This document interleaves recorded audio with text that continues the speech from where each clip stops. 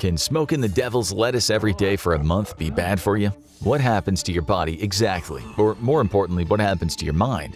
And what if you suddenly quit? Will you pay for your month of indulgence with nasty withdrawal? Humanity has come a long way where weed is concerned. It's now legal for recreational use in 25 states, plus 3 territories and Washington, D.C.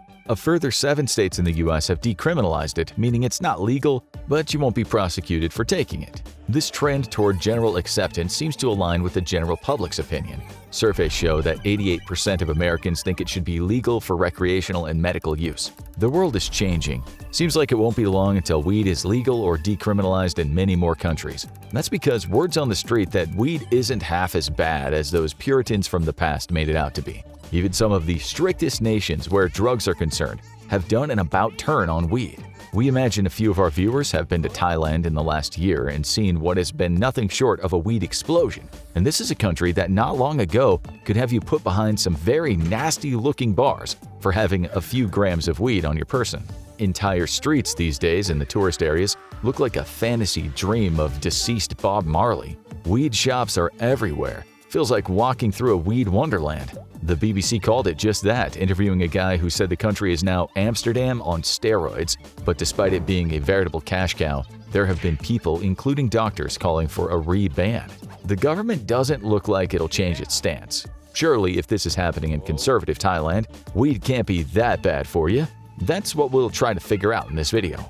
Let's start day 1 by exploring some myths about this once demonized drug. One theory states that weed can make you mad, mad as in the angry type of mad, and maybe even on your first day of smoking, making it extremely relevant for our 30-day journey. There have already been news articles in Thailand saying someone viciously attacked someone else and the now legal weed was blamed. Some of those stories reminded people of long-gone era where misinformation about drugs came out of almost every politician's mouth. In the past, we humans absolutely got weed, aka ganja, pot, grass, herb, all wrong. You only need to look at anti-weed propaganda films like 1937's Reefer Madness, which told us that weed had its roots in hell. And if it doesn't turn you into a killer or compel you to sleep with the first person you see walking down the street, it'll render you in a state of hopeless insanity. Here's a line from a doctor in the movie explaining what happened to some kid who got himself addicted to weed. "Yes, I remember, just a young boy under the influence of the drug. He killed his entire family with an axe." This line is the definition of nonsense. You don't even need the numerous scientific studies to tell you weed doesn't usually make people violent. Unlike the very legal alcohol. As the American comedian Bill Hicks once joked, pot is a better drug than alcohol, I'll prove it to you. You're at a ball game or a concert and someone's really violent and aggressive and obnoxious. Are they drunk or are they smoking pot? That's hardly scientific, it's just an observation, but the people of the world would very likely agree the answer is without a doubt alcohol. With weed, there have been some studies that have suggested it could cause antisocial behavior. One such study published by the National Institutes of Health told us a meta-analysis found the risk of perpetrating violence was more than twice as high for young adults who used marijuana. Another piece of nonsense we like is when President Ronald Reagan during his war on drugs days said, "I now have absolute proof that smoking even one marijuana cigarette is equal in brain damage to being on Bikini Island during an H-bomb blast." He was speaking absolute balderdash, but that doesn't mean weed is completely safe where the well-being of your body or your mind is concerned. No drugs are 100% safe. Before we get into the effects of weed smoking after day 1, there's something we need to tell you about weed in general. The fact that it just isn't for everyone. And we mean that some people might have a very bad reaction the first time they take it, especially if they do as many impressionable teenagers do and get blasted before they've checked if they have a vehicle, aka a brain, suitable for space travel. You need to know that weed is a psychoactive drug. It affects your nervous system. It can alter how you think, what you see, and what you hear. It gets you high. How high is up to your tolerance, if you have a tolerance, and your unique body, and of course what kind of weed you've been smoking. It's well known that weed today is often about 10 times stronger than weed from half a century ago. Some people seem very sensitive to weed, and being high can almost be like tripping on psychedelics. Not always very pleasant, yet others might feel a sense of well-being, but not be all that out there. We all react differently. Start slow is our advice. There are 483 known compounds in weed, but the ones most talked about are tetrahydrocannabinol, or THC, the one that's mainly responsible for the high, and cannabidiol, CBD, the one that's presently being sold as a possible antidote to anxiety and depression or a cure for pain and various diseases. We'll get back to that topic soon. Weed might not be for you at all, and we mean for some people, they're just too big of a risk. There is evidence that it can cause psychotic experiences, especially if you've had them before or they run in your family. It's rare, but be aware. There are plenty of scientific papers that tell us cannabis is a known risk factor for schizophrenia. Still, according to one such paper published by the National Institutes of Health, biological events and a valid model of neurobiological mechanisms are lacking. That means they weren't able to figure out what was going on in the brain when something went wrong. They couldn't find the actual cause. Nonetheless, it is well established that people on weed may become deluded, paranoid. If you smoke weed and you begin to think that all your friends are CIA agents who are trying to control your mind with a 21st century version of MK Ultra, you might be one of those people who should stay away from weed. We don't think the CIA does such things anymore. For some, the craziness is fleeting. They might find it after a particularly large dose, but they tell their friends, "Look, my thumbs have gone weird. My heart is beating like a bleeped up clock." That's from an old cult classic comedy movie with some really funny weed parts. It's a film, but the writer obviously had experience with the drug in question. Put your hand up if you've ever sneakily felt your heartbeat on weed because you imagine something ain't right. It can cause anxiety, and with some people, severe anxiety, leading to outlandish thoughts about something that's gone wrong with their body. Again, we know some of you are now nodding your head. Studies have shown long-term use of weed may increase the risk of heart issues, but it doesn't cause your heart to beat fast enough that it fails after just one smoke. That's the anxiety talking. Others say weed makes them feel disconnected from themselves, disassociative. They may hallucinate or just have some really disturbing, otherworldly thoughts. And we're not trying to scare you, but this stuff you ought to know. It's hard to understand how many people in a population will have a negative weed experience. In a Danish study consisting of thousands of people, the researchers said 30% of participants who'd had a psychotic experience in their lives would likely not have had one had they not ever ingested weed. Still, many people will not have such negative psychological reactions, especially when they take it in small amounts. Millions will consume it every day and they're A-OK. A World Drug Report in 2013 said 180 million people had tried weed in the last year. It's thought that there are about 219 million weed smokers on the planet right now. The CDC says about 11.5% of Americans smoke it or did so in 2021. In England and Wales, a study said 13.5% of 16 to 24-year-olds had it in the past year. 40% of those people said they'd used it at least once a month. Most of them would have been fine, but some of them would have had negative experiences. Another study we found said people who smoke weed are 3 times more likely to believe people will harm them than people who don't smoke weed. Then there was that study that tested people with an intravenous 1.5 milligram dose of either THC or a placebo, meaning nothing. The researchers found that the weed consumers were 30% more likely to have some amount of paranoia. Other negative experiences included lowered mood, worry, anxiety, and negative thoughts about themselves. So with all that in mind, you should start slowly with weed and see how it goes. Let's say you like it and you want to smoke it again. Day 1 of weed is over, it's now day 2. You may have noticed some forgetfulness, especially around the time you smoked the weed yesterday. Unlike those times you were wasted on alcohol, you haven't woken up in a strange bed with a penis scrawled on your cheek, but your memory is a bit fuzzy from around the time you smoked. There's a reason for that. Cannabis affects something called the hippocampus. It's a part of the brain that helps you process new memories. Studies on rats that were given regular doses of weed showed they struggled to remember how to do various tasks. There was even long-term impairment, but these rats were stoned throughout their entire young lives. You're not a rat, and you haven't been smoking weed for years on end, but this is something to bear in mind. Studies have shown that regular weed use in young people can affect how the hippocampus develops. But such cognitive impairment, like many things related to weed, needs to be studied more. Your month on weed almost certainly isn't going to change the structure of your brain in any significant way for the rest of your life. You may have had some short-term memory problems when you got stoned again today, but you don't need to sweat the long-term stuff yet. In fact, some studies have shown regular weed use may stave off neurodegenerative diseases that affect memory, like Alzheimer's and Huntington's chorea. Let's say you've now been hitting the weed for 5 days on the trot. Sure, you have some patchy memory days, but in general, since you're the kind of person who likes weed and has positive experiences with it, you actually feel fine. you haven't really experienced any changes. We mean the middle-aged, long-haired guy that's been selling it to you, the one who always is wearing that old Ween t-shirt, says he's been smoking it every day since 1997. He says he's fine. Well, he does seem to have some motivation issues. Many people do, which is why Afro Man wrote the song lyrics, "I was gonna clean my room until I got high. I was gonna get up and find the broom, but then I got high. My room is still messed up, and I know why." Again, that's not scientific, but many people have said such things. We'll come back to that topic of motivation soon.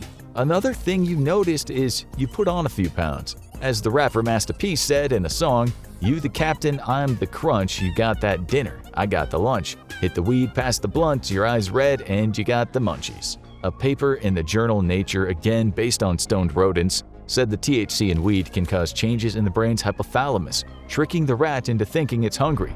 There's evidence that smoking weed can lead to an increase in the production of the hormone ghrelin, which can create hunger pangs. Not only that, but weed leads to increases in the feel-good chemical dopamine, so the experience of eating that food could feel much more satisfying than normal. If you're a weed smoker, we don't need to tell you this. You've all raided the fridge at 2 a.m. like a ravenous zombie after getting the weed munchies. Still, while you've put on a few pounds, studies have shown that regular weed use does not generally lead to weight gain in the long run. In fact, some studies show pot smokers might have a lower body mass index on average. We should just add here that there are so many studies out there and so many are contradictory that figuring out the mystery of weed is going to take a lot more work. You could literally spend all day Googling all the good stuff about weed and think it was the answer to all the world's problems. Then you could do the opposite and soon become scared out of your wits. It's always best to analyze various studies or at least know they exist. Let's also remember here that people wouldn't do it if it didn't make them feel good. As the book and the movie Trainspotting said about an illegal substance, not weed, but it works for all substances, people think it's all about misery and desperation and death and all that, which is not to be ignored. But what they forget is the pleasure of it. Otherwise, we wouldn't do it. Sticking with the positives, for many people suffering from chronic pain, weed has been a godsend. You yourself may have had neuropathic pain in your back for years, but now you've been smoking weed for a few days and there's been a considerable reversal of pain levels. The reason for this is that a person's peripheral nerves, the nerves that detect pain sensations, contain a lot of receptors for cannabinoids. Scientists now think that cannabinoids might block peripheral nerve pain. Studies have shown this to be true in animals. Still, as you might know, the mind plays a big part when it comes to pain. You may have heard of the nocebo effect, where people feel pain when they shouldn't be feeling pain. A good example is the case of the guy who went to the ER with a long nail stuck through his work boot. He was screaming and telling doctors that even the opiates they were giving him weren't working. When they finally sawed off his boot, they saw the nail had actually gone through the gap between his toes. Embarrassed, the guy was suddenly pain-free. But for him, he really did feel that pain. And with cannabis, there's now good evidence that it can act as a placebo where pain is concerned. Studies have shown that when people with pain took a placebo that looked, smelled, and tasted like weed, they felt a reduction in their pain levels. We've known for decades that when someone takes a placebo for pain, certain neurotransmitters are released in the brain, including what are called endocannabinoids. But there have also been some negative reactions, especially now that you've been smoking it for 10 days. You seem to be less motivated. Studies have shown that after weed consumption, people can indeed be less motivated. One study showed that participants who've had weed were less likely to press buttons for a reward. Still, this study showed that if people waited 12 hours, their motivation returned. Now you've realized that taking a long break from weed smoking is sometimes good. Long-term smokers of weed don't need studies to tell them overdoing it can make them a bit sluggish and not exactly in the mood to get things done as fast as possible. It's the same with reaction times. You've noticed that when you're stoned, you might float like a butterfly, but not exactly sting like a bee. Researchers have said that this might have something to do with the brain's thalamus-corticostriatal circuit. The Nature journal tells us that this controls movement execution, habit formation, and reward. Receptors in here bind with the THC, and this can slow down someone's perception of time. In a 2012 study, scientists said 70% of participants who smoked weed experienced what seemed like a stretching of time. Time moved more slowly, and this might have something to do with slowed reaction times. Studies have showed that performance can be affected. These are controversial studies given that people smoke weed and drive cars or operate planes or machinery. One study we found showed that when users had to perform a task after ingesting weed for 4 days, they not only had slower reaction times on the first day of the experiment, it seems that they got used to it. Another study, a meta-study, concluded that some lower-quality studies have reported next-day effects of THC on cognitive function and safety-sensitive tasks. However, most studies, including some higher quality, have found no such effect. But you've been taking it easy, so your reaction time's not much different from usual, certainly after 12 hours from your last smoke. You also seemed much more prone to slowness on the first few days that you did smoke. This seemed to be getting better the more days you smoke. Like most people in the world, the effects seem to completely go away between 2 and 4 hours, but another thing you realized is that after 12 days on this stuff, you started to get more anxious. This is because part of your brain called the amygdala is stimulated by weed. The studies on anxiety and cannabis use can be very contradictory. For some people, weed helped with their anxiety, but for others, they experienced an increase in anxiety after long-term use, although the causal links were not clear. In a 2017 survey consisting of 9,000 American regular weed smokers, 70% said it gave them noticeable health benefits, with almost 50% saying it relieved anxiety. Others said it helped with their PTSD. Some said it had a positive effect on their phobias, and some said it helped with sleep and social anxiety. But others said it caused anxiety, especially when they consumed weed with high levels of THC. It's a bit of an each-to-their-own situation. In your case, the anxiety has only been fleeting, and you only experienced it when you had consumed a lot more weed than usual. It's around this point in your 30-day experience that you notice the effect weed is having on your lungs. This is mostly a silent effect, although admittedly just the other day you coughed up something that made you think of the movie Ghostbusters. Just be aware that chronic weed smoking can increase phlegm production. You've been smoking for quite a while now, and this might have affected the cell linings of the large airways in your body, which has led to coughing up that ball of slime. Still, you don't mix the weed with tobacco as many people in the UK do when they often make those huge baseball bat spliffs in their Rizla-based works of art. The question is smoking weed safe just because you don't mix it with tobacco? A 2021 study showed that 44% of Americans believe that smoking weed every day is better for you than smoking cigarettes every day. Of course, the amount you smoke matters. People generally smoke way more cigarettes than weed joints. Still, smoke from weed is still not great for you. Scientists say it may still cause lung cancer and emphysema. The problem is scientists haven't figured out just how bad weed smoke is for you. Not enough studies have been done, something we've seen 1,000 times while researching the show. One of the studies was conducted at the Ottawa Hospital in Canada. Researchers compared 150 lung scans from weed smokers, tobacco-only smokers, and non-smokers. The research reported that rates of emphysema, meaning an inflammation of the airway, were higher in weed smokers than they were in tobacco smokers. Still, we're talking about 75% compared to 70%. Only 5% of non-smokers had it.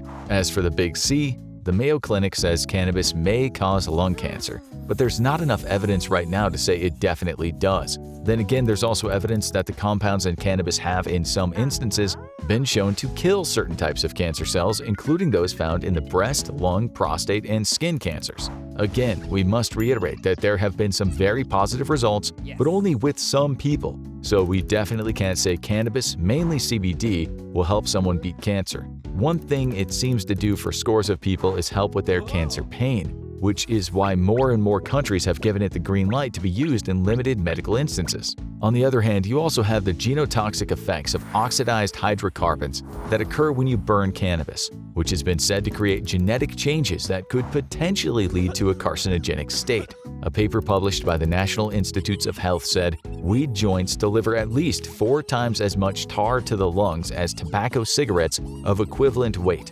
explaining that it's because in these joints, there are usually not any filters, and people tend to hold the weed smoke in longer. In short, when you compare weed smokers or cigarette smokers with non-smokers, the incidence of respiratory problems is much higher. One study showed it was 1 in 3 compared to 1 in 12, but we still can't say for sure if cannabis causes cancer. In one study, a big one, out of 65,000 people, it seemed marijuana use might have had a negative effect on prostate cancer, but not any other of the major cancers. The participants were aged 15 to 49 only, so more studies looking at older people would have to be done, since cancer is more common in older folks. We're not going to tell you that regularly smoking weed doesn't cause cancer, but we're also not going to tell you it definitely can. What we will say is your month on weed is certainly not the riskiest thing you'll ever do in your life, but you are inhaling smoke, and while it might not be as carcinogenic as some news articles might suggest, it is very possible that this experience is damaging your lungs.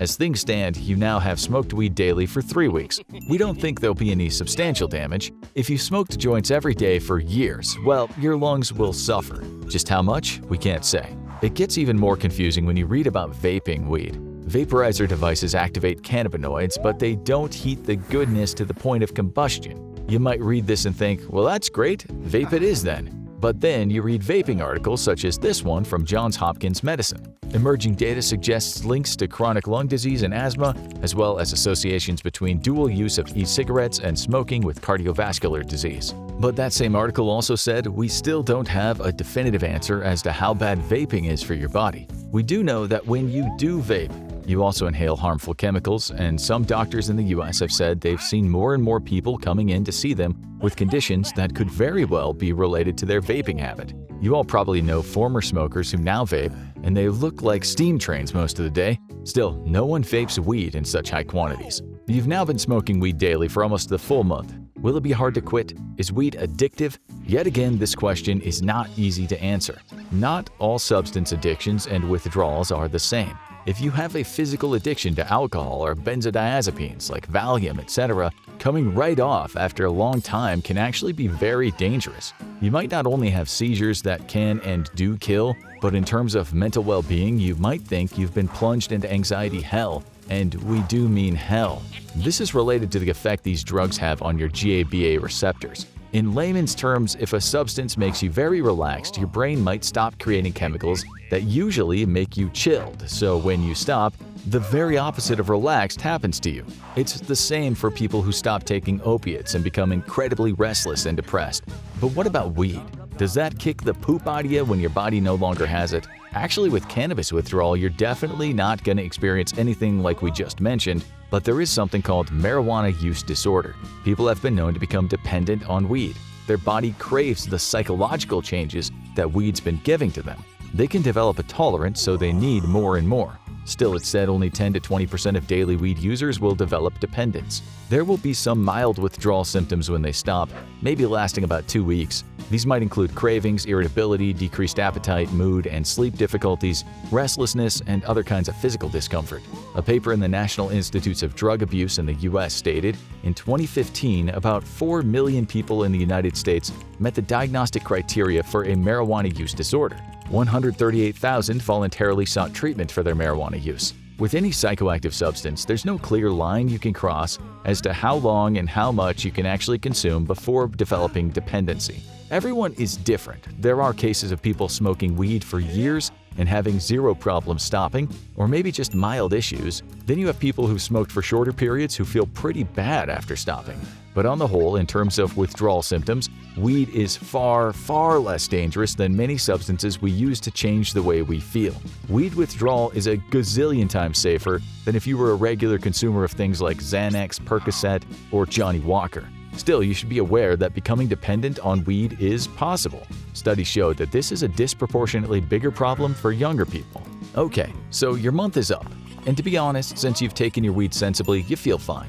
You are aware of all the psychological dangers some people face with weed consumption, but it seems that for now you're not one of those people who react badly to it. That said, if you keep this up, there's a very real possibility you'll damage your lungs, and there's also a real possibility you'll develop a dependence. Still, since you feel better, you're sleeping well, you have less social anxiety, and your work hasn't been negatively affected, you think you'll carry on. Although just to be safe, you're going to limit your smoking to small doses just a few times a week. Many people don't even know why they smoke weed. They might tell you, the reasons? There are no reasons. Who needs reasons when you've got weed? One person interviewed in The Guardian felt that way for 40+ years. She got to the point that she didn't even know if she enjoyed it anymore. She said in an interview, "I smoked to go to work, smoked to do the washing up, smoked for chill time." In the end, she said her lungs started to hurt and her gums regularly bled. She didn't know why she wanted it, but she craved it when she didn't have it. One day she realized she'd gone 2 days without weed and then just thought, okay, enough's enough. She craved it for sure, but with the help of meetings and counseling, she stopped completely. And guess what? She started dreaming again. That's something you noticed when you smoked for a month. You didn't dream. Many people don't regularly smoke weed because it interrupts the amount of time people spend in rapid eye movement or REM sleep, the time when most people dream. Dreaming was one of the big changes for her, but everyone is different where cannabis withdrawal is concerned. These are some comments made by people who quit after many years of daily smoking. I just quit after 10 years as well. Just cold turkeyed it, no withdrawal symptoms. The withdrawals have not been fun. I've lost 4 pounds in 2 days because it's really hard to eat. Mentally, I feel really clear and happy. My boyfriend stopped smoking weed like 2-3 months ago, and I'm noticing that his behavior is different. He's more angry and not as sweet as he used to be. And this one. I quit after about 6 years of smoking every day. It made me anxious and awkward in social situations. I would overanalyze things and think really weird or delusional thoughts. Forget about talking to girls, I couldn't handle it. Since I quit, all these things went away. As it said on the walls of the Temple of Apollo in ancient Greece, know thyself. With weed, you have to educate yourself and assess if it's good for your mental health while adding up the pros and cons as to how it'll affect your body and life in general. If you absolutely want to experience weed, we suggest wading in slowly rather than diving straight into the deep. It can be a mysterious ocean out there, and you never know what you might find. As we've told you many times today, scientists haven't yet plumbed the depths of all of Mary Jane, not entirely. It takes a couple of attempts, but you manage to spark up a lighter and hold it up steadily in front of your face to light up a joint. A familiar woody smell fills the room and drifts out of your window on the afternoon breeze. You blink, steady yourself, inhale deeply, and fill your lungs up with warmth. But what happens next? Chemically speaking, biologically speaking, what is it about this little green plant that gets millions of people around the world to flock to it? How long has humanity been consuming it? And what exactly is it doing inside your body, inside your mind? To start, let's have a look at the chemical composition of the cannabis plant itself, rolled up in a joint in your hand. Native to Central and South Asia, the cannabis plant today is so popular, it's now grown to be a global economy of its own. From small-scale rural farming operations all the way through to drug super labs, including any number of illegal weed farms somewhere in the middle. Experts believe that there are well over 700 different strains of cannabis currently on the market, and this number seems only set to increase. Being able to identify which strain of weed you have in your hand can be very easy when buying from a legal dispensary, but if you live in a country or a state where marijuana is still criminalized, being able to verify exactly what it is you're smoking becomes more difficult. Looking down at the green mossy balls in your hand, do you know where in the world it's come from and what's inside it? Let's break it down a bit, or rather, grind it down. You've likely heard of the two most well-known active ingredients in cannabis. These are cannabidiol and tetrahydrocannabinol, or as you probably know them, CBD and THC. Over the last 10 years in the West in particular, CBD has been championed as a potential medical breakthrough. It's also been shown to have a calming effect on those with anxious disorders and is currently being tested as a treatment for psychosis, sleep disorders, muscle spasticity, and more. You might have seen ads for CBD oil products popping up in your feed claiming that it can solve any number of ailments. Research is ongoing, however, results vary. In the case of curing cancer, for example, so far there's no evidence to support that CBD has any kind of effect on the disease, despite what people on the internet might be saying. So, you smoke CBD to get high, right? No, CBD is usually extracted as an oil, and on its own it will not get you high. But it's still psychoactive, meaning it alters your mental state, typically leaving you feeling more calm and mellow. The feeling of being high comes from the main active component in marijuana, THC. Typically found in much greater quantities than CBD, THC can have a powerful psychoactive effect. To see what that means in practice, let's follow it as it enters the human body. You take in a deep breath of that joint and let the smoke fill your lungs. In this example, you're going to be our test subject, and you will be smoking weed. Smoking is one of the most direct and quickest ways to get high. This is because the smoke from your burning marijuana contains high levels of THC. The smoke is then inhaled, filling your lungs. At this point, you might experience some irritation, manifesting in the iconic smoker's cough from introducing an alien substance into your lungs. This, however, is not unique to smoking weed, as you're likely to see the same from people smoking or vaping conventional tobacco.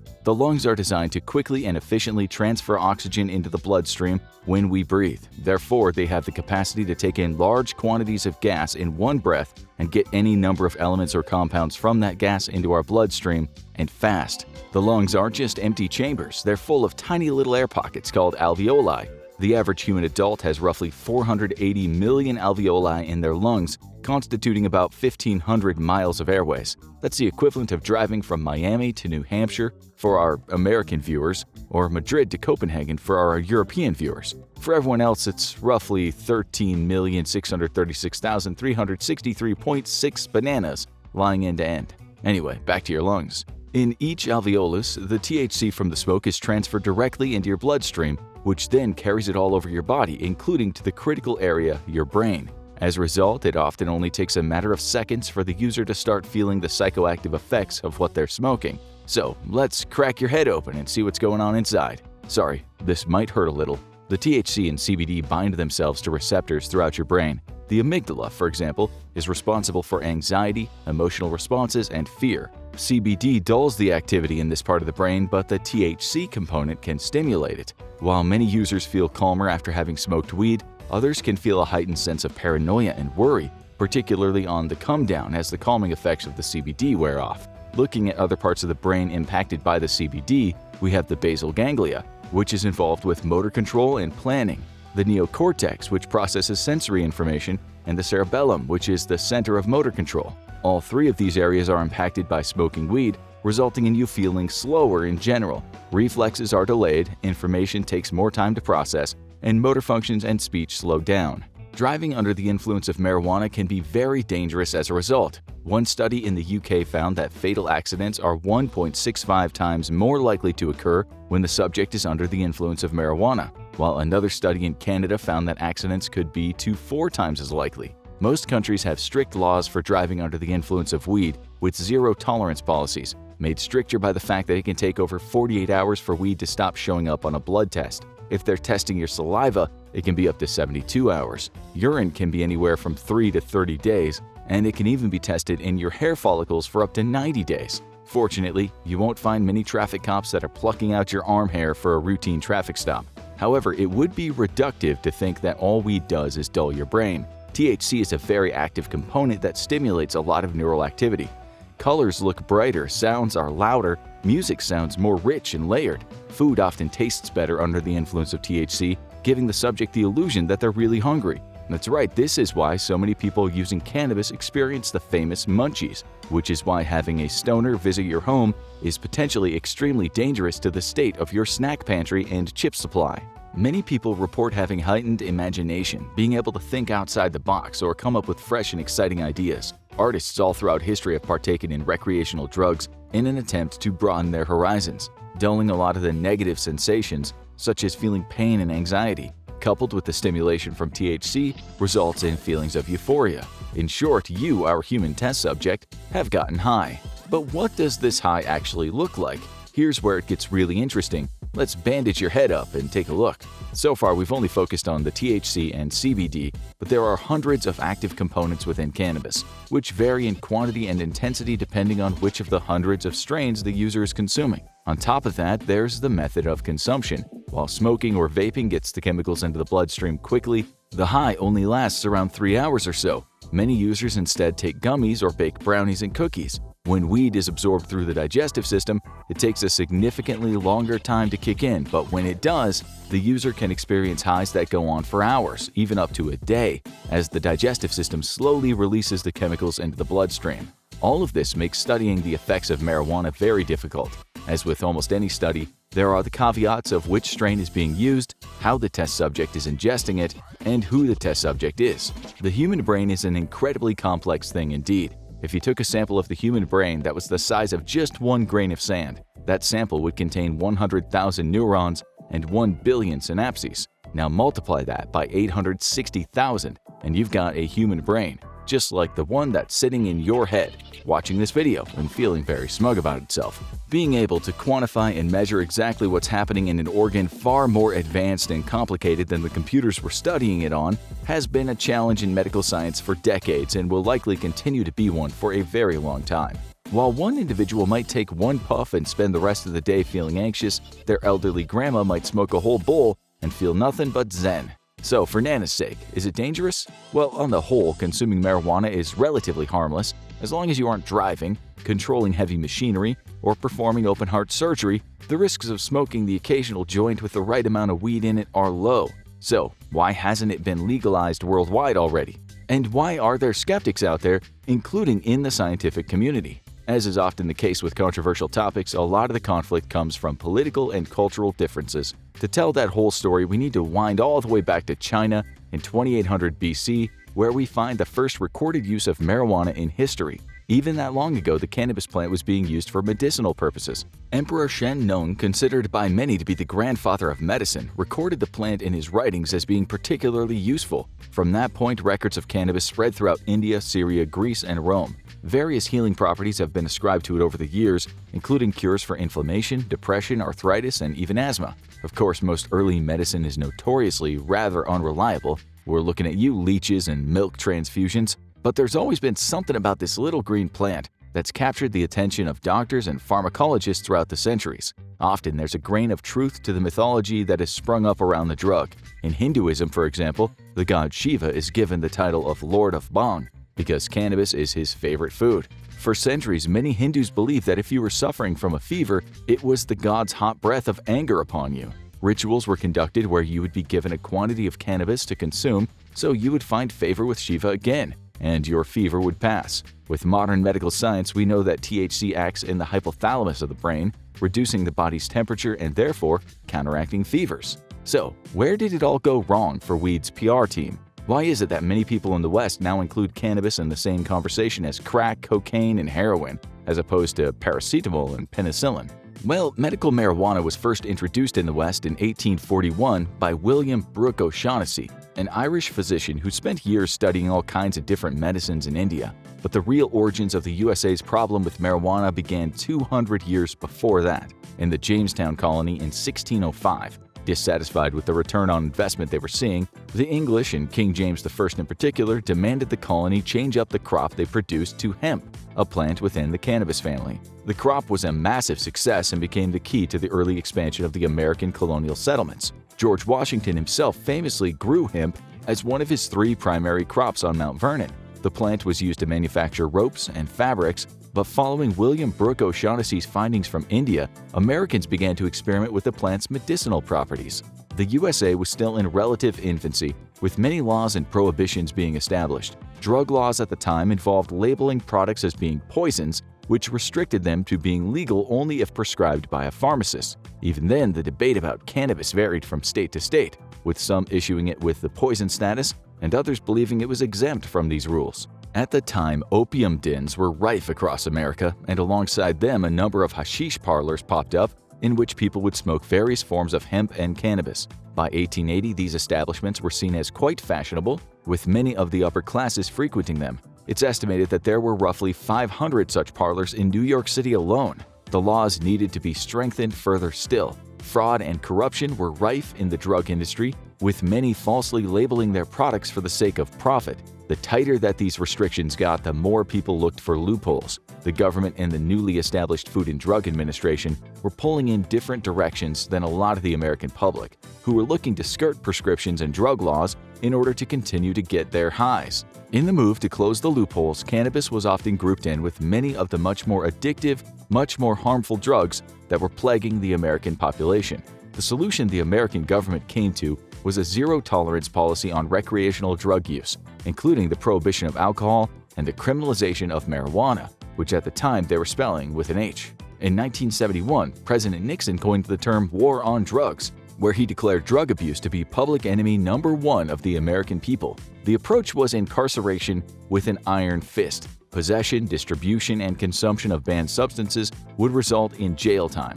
It's estimated that throughout this war on drugs, the USA spends roughly $51 billion annually on its endeavor to clean up the streets. To illustrate, with that money, the USA could give each Canadian citizen $1,416.67 per year just as a little thank you for being such lovely neighbors. Alternatively, they could give one lucky Canadian $1 a minute for 97,032 years. A large amount of this campaign against drugs has involved a level of fear-mongering. There's a lot of false information swirling around the world about the negative effects these drugs have. It rots the brain and causes psychosis. It's a gateway drug to stronger and more dangerous highs, and it is highly addictive.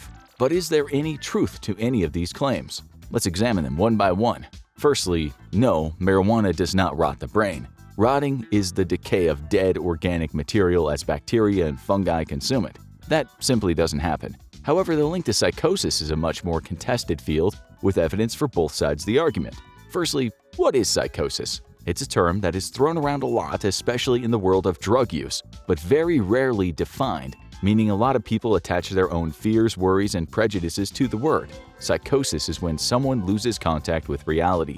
The image of the world around them that the brain is painting doesn't match up with the objective reality surrounding them. The two main symptoms of psychosis are hallucinations and delusions, and it's important to know the difference between the two.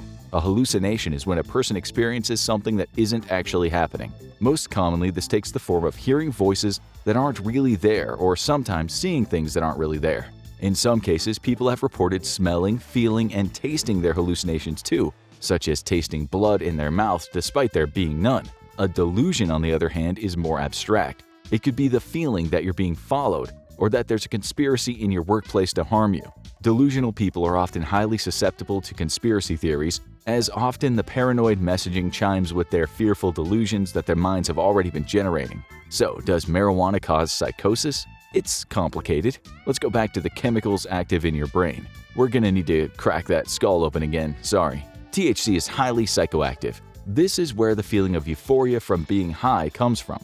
While CBD can decrease the levels of panic and paranoia in the brain, it's often present in much smaller quantities than THC, mainly as many cannabis farms compete with one another to grow stronger and stronger strains. Couple that with the fact that there are hundreds of active compounds within the cannabis plant, and it goes back to our earlier point about this being a challenging area of study. Therefore, many scientists rely on quite broad studies, taking large sample sizes of drug users and non-drug users and comparing the development of their brains over time, looking most notably at teenagers and young people. What they found is there is often a link between heavy pot smoking and psychosis.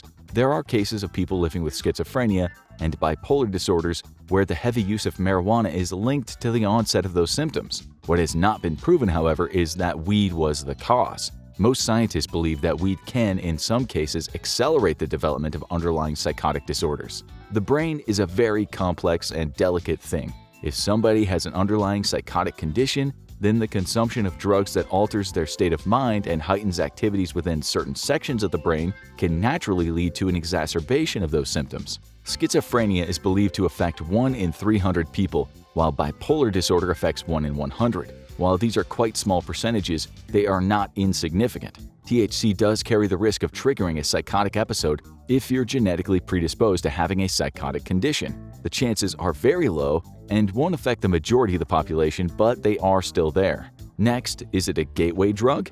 The experience of a chemical buzz in the brain is a sensation that many of us try to chase in our lives. You get up and sing in a concert at your high school and you get a rush from it. You do it a second time and the high is worn off a bit.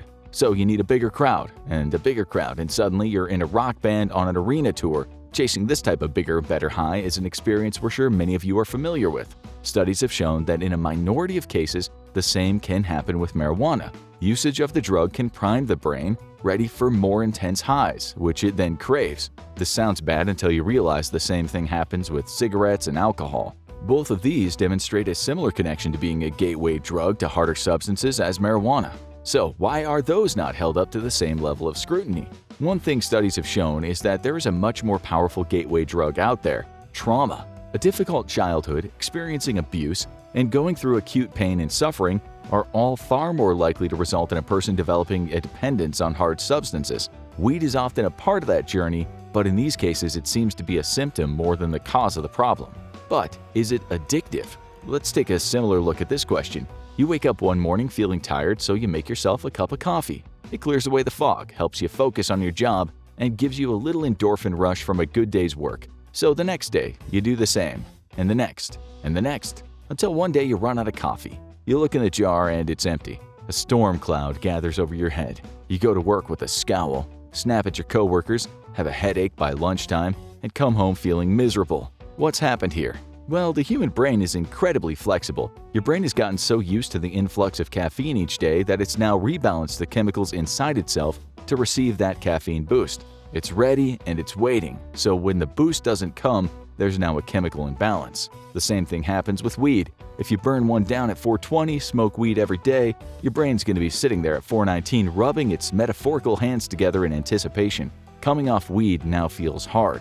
You have cravings for it, you feel irritated when you don't have it, you struggle to fall asleep, you lose your appetite, and you generally have a bad time. For about 2 weeks. Then you're likely back to normal. That's because what we've described here isn't an addiction, it's dependence. It's very common and can be broken fairly quickly. Up to 30% of weed smokers experience some level of dependence, and it can be overcome by just taking an extended break and giving your brain some rest. That said, there's a small risk of long-term addiction. People under the age of 18 have brains that are still developing. They're still growing and changing and adjusting to the world around them. Smoking weed regularly at this stage in your life could lead your brain to building itself around the expectation that it'll be receiving those chemical hits every day, which may start as a dependence and could grow to be much more deeply rooted and could result in a lifelong addiction. If there's one thing you learned from this video, it's that marijuana, much like life, is complicated. There may not always be a straight answer to every question. Anyone who tells you that something is totally amazing and has no downsides will always be lying. Even ice cream has downsides. What's important is looking at the big picture. Is weed the devil's leaf that spells the end of society as we know it? No, of course not. But neither is it a miracle cure-all drug that everyone should take on a daily basis. Order in the court! Today we're putting Sweet Mary Jane on trial. Her other aliases include cannabis, weed, grass, hash, and ganja. She's said by some to be an unfairly maligned miracle cure to a whole bunch of different illnesses, while others accuse her of being an express trip to becoming a burnout with anxiety and lung problems. So, what's the truth? Is weed good for you, bad for you, or somewhere in between? We're going to hear arguments from both the defense and the prosecution, so pay close attention. Only you can decide if this plant is innocent or guilty. Let's hear the evidence. How exactly does weed operate? And we'll be talking about smoking it today, so let's not worry about oils or edibles. When you smoke weed, you inhale the smoke down into your lungs, where the chemicals pass through the alveoli, the 480 million tiny air pockets that you're liable to find in there, and straight into the bloodstream.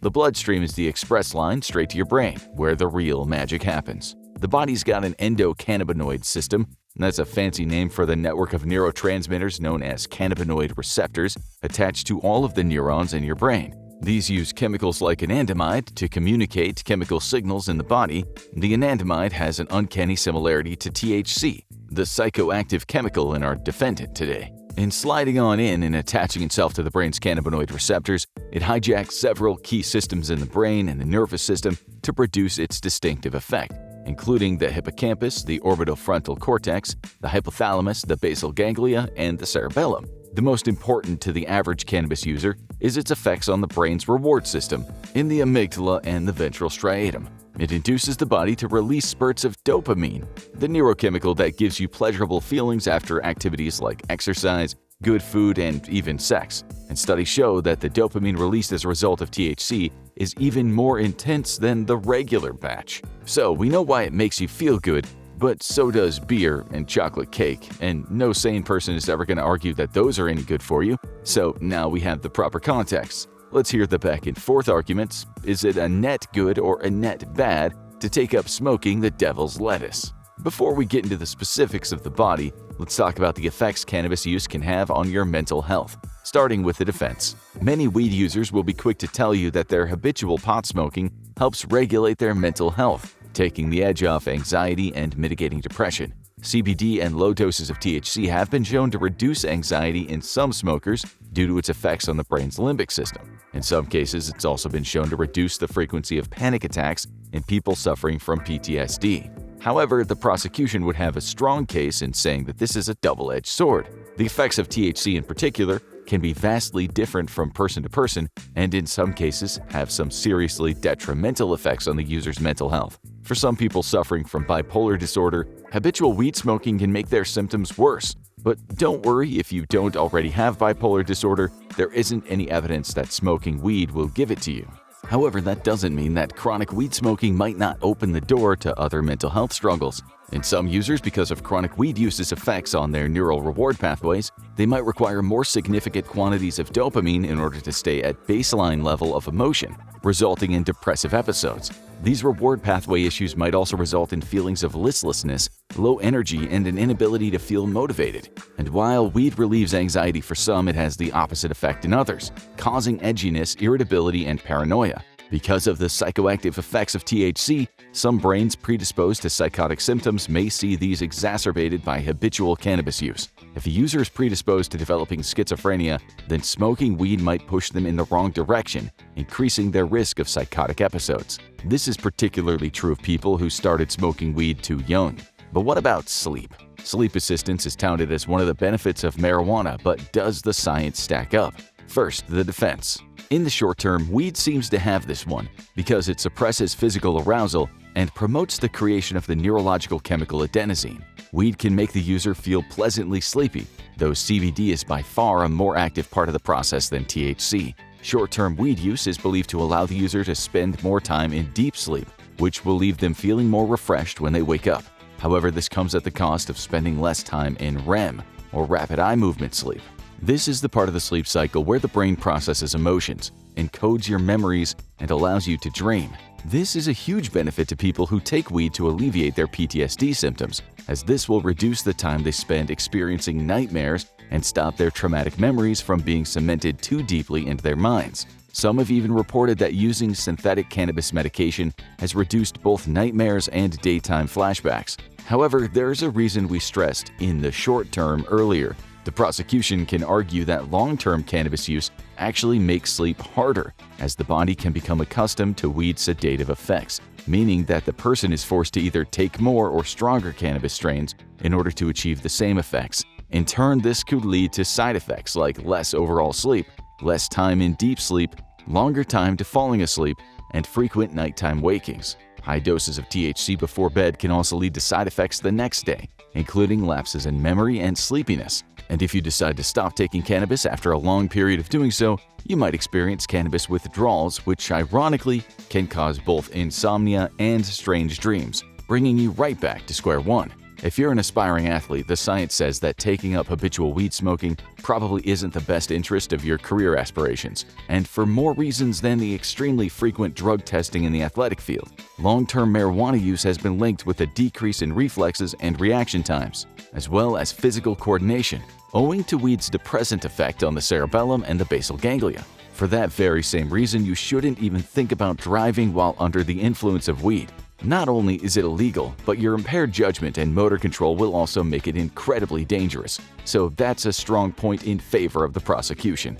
One of the most critical areas for discussion of the benefits versus drawbacks of smoking weed is pain management. A considerable number of medical or even self-medicating cannabis users do so to mitigate chronic pain, and it's often touted as one of the significant benefits of marijuana use. So do these claims hold up to scrutiny? Much like how cannabinoids alter the function of the reward pathways in our brain, they do similar things to the brain's processing of pain. It's why marijuana and CBD have been useful for people self-medicating against the effects of conditions like fibromyalgia, endometriosis, and chronic migraines. And any way you slice it, cannabis is undeniably a less risky form of pain relief than opioids, which pose both a greater risk of overdose and developing addiction. In addition to its effects on chronic pain, weed has often been praised for its anti-inflammatory properties. Studies have found that by targeting A3 glycine receptors, cannabinoids have been effective in treating inflammatory bowel diseases like Crohn's disease, ulcerative colitis, irritable bowel syndrome, and even some severe autoimmune disorders like rheumatoid arthritis. Decreasing inflammation in the body also benefits general health, so there's no complaints here. If you suffer from glaucoma, where vision is lost due to an increase in intraocular pressure on the optic nerve, weed has also been shown to reduce the severity of symptoms, and it's been a cause for medical marijuana usage for quite some time.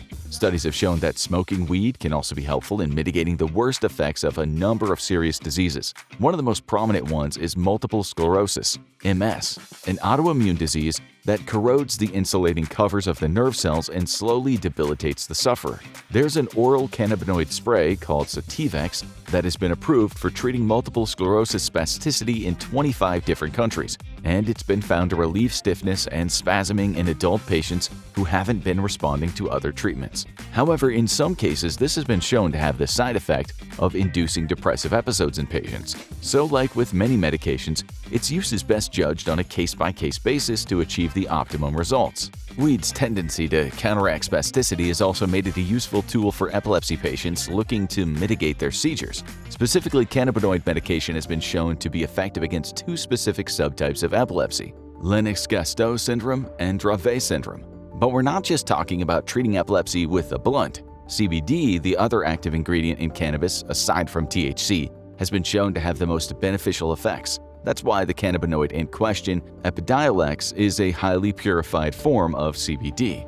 This, however, doesn't come without side effects, including liver damage and suicidal ideation. Once again, there are no silver bullet miracle cures here. Something rarely discussed about weed use is its negative effect on cardiovascular health in those who already suffer from heart disease. Because of weed's tendency to raise the heart rate, dilate blood vessels, and make the heart pump harder, which is incidentally why you feel your heart pounding in your chest while undergoing a weed-induced panic attack. Because of these effects on the heart, people with heart issues are likely to experience greater chest pains if they're also habitual cannabis smokers. In some edge cases, there have been links drawn between marijuana use and increased risks of heart attack, especially among those who are already predisposed to heart attacks due to pre-existing conditions. Cannabis use is definitely more problematic among certain high-risk groups, including all the ones we discussed before, and of course, children and pregnant women.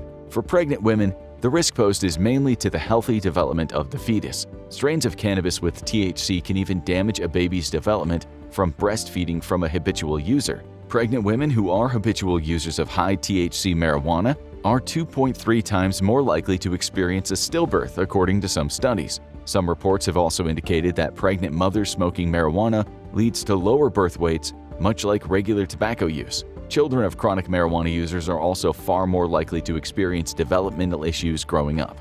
This brings us to the risks present in younger people smoking weed. Strains of high THC cannabis have been known to stunt the cognitive development of young users, impairing both attention and memory and leading to weaker work or school performance later in life. Some studies have even found premature marijuana use to be a risk factor for developing dependency in adulthood. And of course, a contentious point of argument for both sides: cancer, the so-called emperor of maladies, killing almost 10 million people per year and ruining the lives of many more. Proponents of cannabis say that it can relieve some of cancer's worst effects. Critics will say it makes it worse. Let's take a look at the science. One thing we should probably get out of the way first is, no, smoking weed cannot cure cancer. That would be a pretty horrific oversimplification of cancer and weed's effects on it. While nobody should jump to conclusions on the human side of things here, there have been some extremely promising studies involving cannabinoid cancer treatments in animals. Some cannabinoid compounds have even successfully slowed the growth or even killed off cancer cells in petri dish tests. But again, these small successes in animals and lab conditions would still mean applying any of those advancements to humans would be years off if they came through at all. Regardless of any effects weed may or may not have on cancer itself, the science is in on some types of cannabis helping to relieve the worst kinds of chemotherapy side effects. The United States Food and Drug Administration has approved 2 different synthetic cannabinoids, dronabinol and nabilone, to take the edge off of the nausea and vomiting that's often caused by chemotherapy treatment. For some undergoing chemotherapy, there's an even more unpleasant side effect: peripheral neuropathy, a form of nerve damage that affects the nerves outside of the brain and the spinal column. It can result in tingling, burning sensations, numbness, weakness, and cramps in the hands and feet. Some studies have shown that smoking or vaping weed is able to ease neuropathic pain in chemotherapy patients, so it is a common form of self-medication. Studies have also shown that weed can counteract the appetite suppressant effects experienced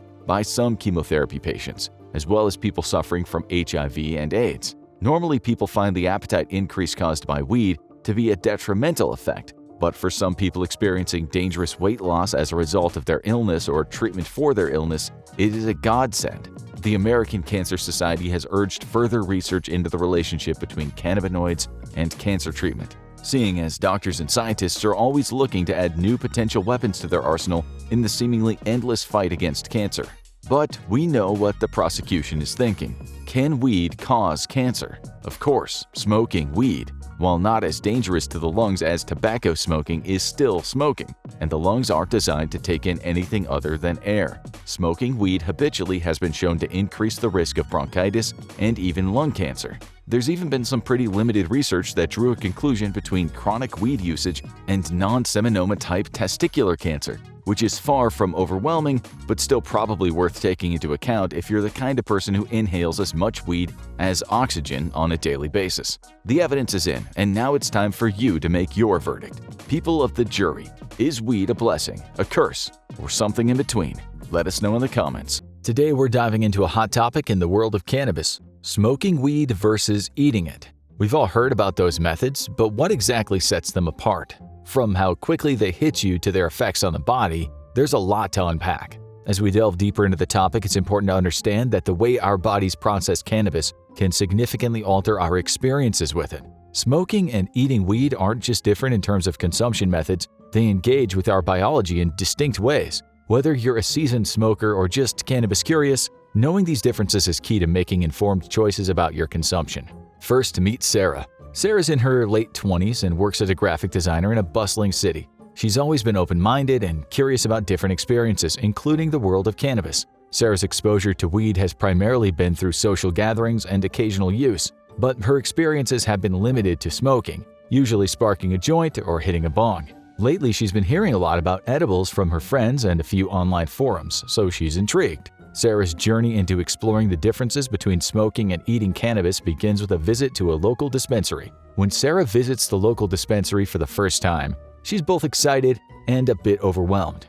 The dispensary, with its wide variety of products and knowledgeable staff, offers a welcoming atmosphere for both newcomers and experienced users. Sarah takes her time to talk with the bud tenders who are eager to educate her about the different strains, THC and CBD content, and the effects of various products. They emphasize the importance of starting with low doses, especially with the edibles, and suggest trying a few different strains to understand which works best for her needs. Determining the quality of the dispensary is easy for Sarah. The clean, well-organized space, clear labeling, and transparency about product sourcing and testing give her confidence in her choices. She appreciates the dispensary's commitment to customer education and safety, which is evident in their detailed product descriptions and willingness to answer all of her questions. This visit not only provides Sarah with the products she's curious about, but also arms her with the knowledge and understanding necessary for a responsible and enjoyable cannabis experience. Sarah is still a bit apprehensive, but she's excited to learn more. Throughout our video, we'll check in on Sarah at key moments of her exploration. She'll be our guide through the real-world application of the facts we discuss. So let's tag along with Sarah as she embarks on this enlightening journey into the diverse world of cannabis consumption. Let's dive right into the speed and duration of the effects you experience. When you light up a joint and inhale, the sensation of calmness or bliss washes over you almost instantaneously, typically hitting within a few short minutes. The rapid onset of effects while smoking cannabis is a result of the efficient route THC takes from the lungs to the bloodstream. When you inhale cannabis smoke, the THC, tetrahydrocannabinol, the primary psychoactive compound in marijuana, is immediately absorbed by the alveoli in the lungs. The alveoli, tiny air sacs in the lungs, have a vast network of blood vessels or capillaries which are extremely efficient at absorbing oxygen, and in this case, THC, into the blood. Once the THC enters these capillaries, it quickly travels through the bloodstream and reaches the brain within seconds to minutes. The swift journey from the lungs to the brain is what leads to the almost immediate onset of effects when smoking cannabis. The blood-brain barrier, a protective layer around the brain's blood vessels, is easily penetrated by THC due to its lipid-soluble nature. Upon crossing the barrier, THC interacts with the endocannabinoid system in the brain, particularly binding to cannabinoid receptors, which results in the psychoactive effects commonly associated with cannabis use, such as euphoria, relaxation, altered sensory perception, and in some cases increased appetite. On the flip side, when you opt for edibles, patience is key. The journey from ingestion to feeling the effects is considerably longer, ranging from about 30 minutes to even a couple hours. This delay happens because the THC has to navigate through your entire digestive system, getting processed along the way before finally entering your bloodstream. But once the effects of edibles do start to surface, they come with a robust intensity and longevity that far surpasses smoking. Edibles are known for their sustained and powerful high, often lingering for several hours, providing a prolonged experience that can vary significantly in intensity and duration compared to smoking. In Sarah's first experiment, she decides to start with what she knows: smoking weed. She opts for a joint, as she's already familiar with the almost immediate effects that come with a few puffs. As she inhales, the THC travels directly to her bloodstream through her lungs, and within minutes she feels the familiar wave of relaxation and euphoria. This quick onset of effects is typical of smoking cannabis, as several studies have shown. It's a direct route to the bloodstream, ensuring the effects are felt rapidly. However, Sarah is curious about how this contrasts with edibles. A week later, she tries a THC-infused brownie. Remembering advice from the dispensary, she starts with a small dose. Unlike smoking, she doesn't feel the effects immediately. It takes about an hour and a half before she starts noticing a change, a delay caused by the THC needing to pass through her digestive system and then get metabolized in her liver. This slow onset is something many first-time edible users aren't prepared for, often leading to the common mistake of consuming too much too soon. What Sarah also notices is the difference in intensity. The high from edibles feels stronger and more body-oriented. This is due to the THC being converted to 11-hydroxy-THC in the liver, a metabolite that's more potent and has longer-lasting effects on the brain. This transformation is what often makes the experience of eating an edible more intense and prolonged compared to smoking. The duration of the high from edibles surprises Sarah. While the effects of smoking usually taper off after a couple hours, for her, the brownie keeps her in a prolonged state of relaxation and altered sensory perception for several hours. The difference in duration also impacts Sarah's day. After smoking, she's able to continue with her regular activities once the effects wear off. But with the edible, she finds herself needing to clear her schedule for the rest of the day, as the intensity and duration of the high are more than she anticipated. There are 3 main takeaways from Sarah's first edible experiment. 1 is to start low and go slow, the golden rule of edibles. Starting with a small dose, about 5 to 10 milligrams of THC, is key. Sarah now understands that the effects of edibles can sneak up on you, and overdoing it is easier than one might think. So she patiently waits for at least 2 hours to fully feel the effects before even considering taking more. This approach not only helps her avoid an uncomfortably intense high, but also allows her to understand how her body reacts to different dosages.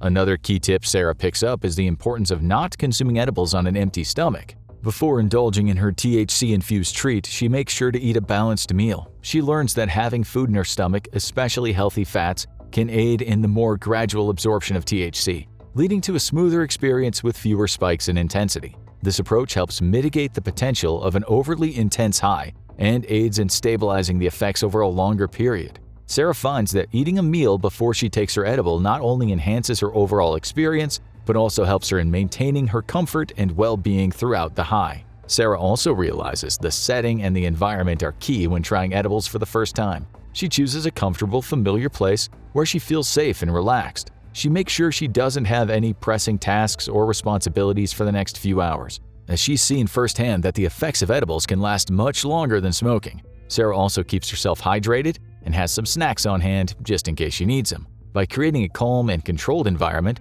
she ensures her first experience with edibles is as pleasant and stress-free as possible. When it comes to managing the intensity and dosage of cannabis, the approach varies significantly between smoking and consuming edibles. For smoking, the control over dosage is much more straightforward. The immediate onset of the effects when THC is inhaled allows users to gauge how much they've consumed quite quickly. Typically, a standard dose for smoking might be a few puffs for a casual user, with each puff delivering a relatively known quantity of THC.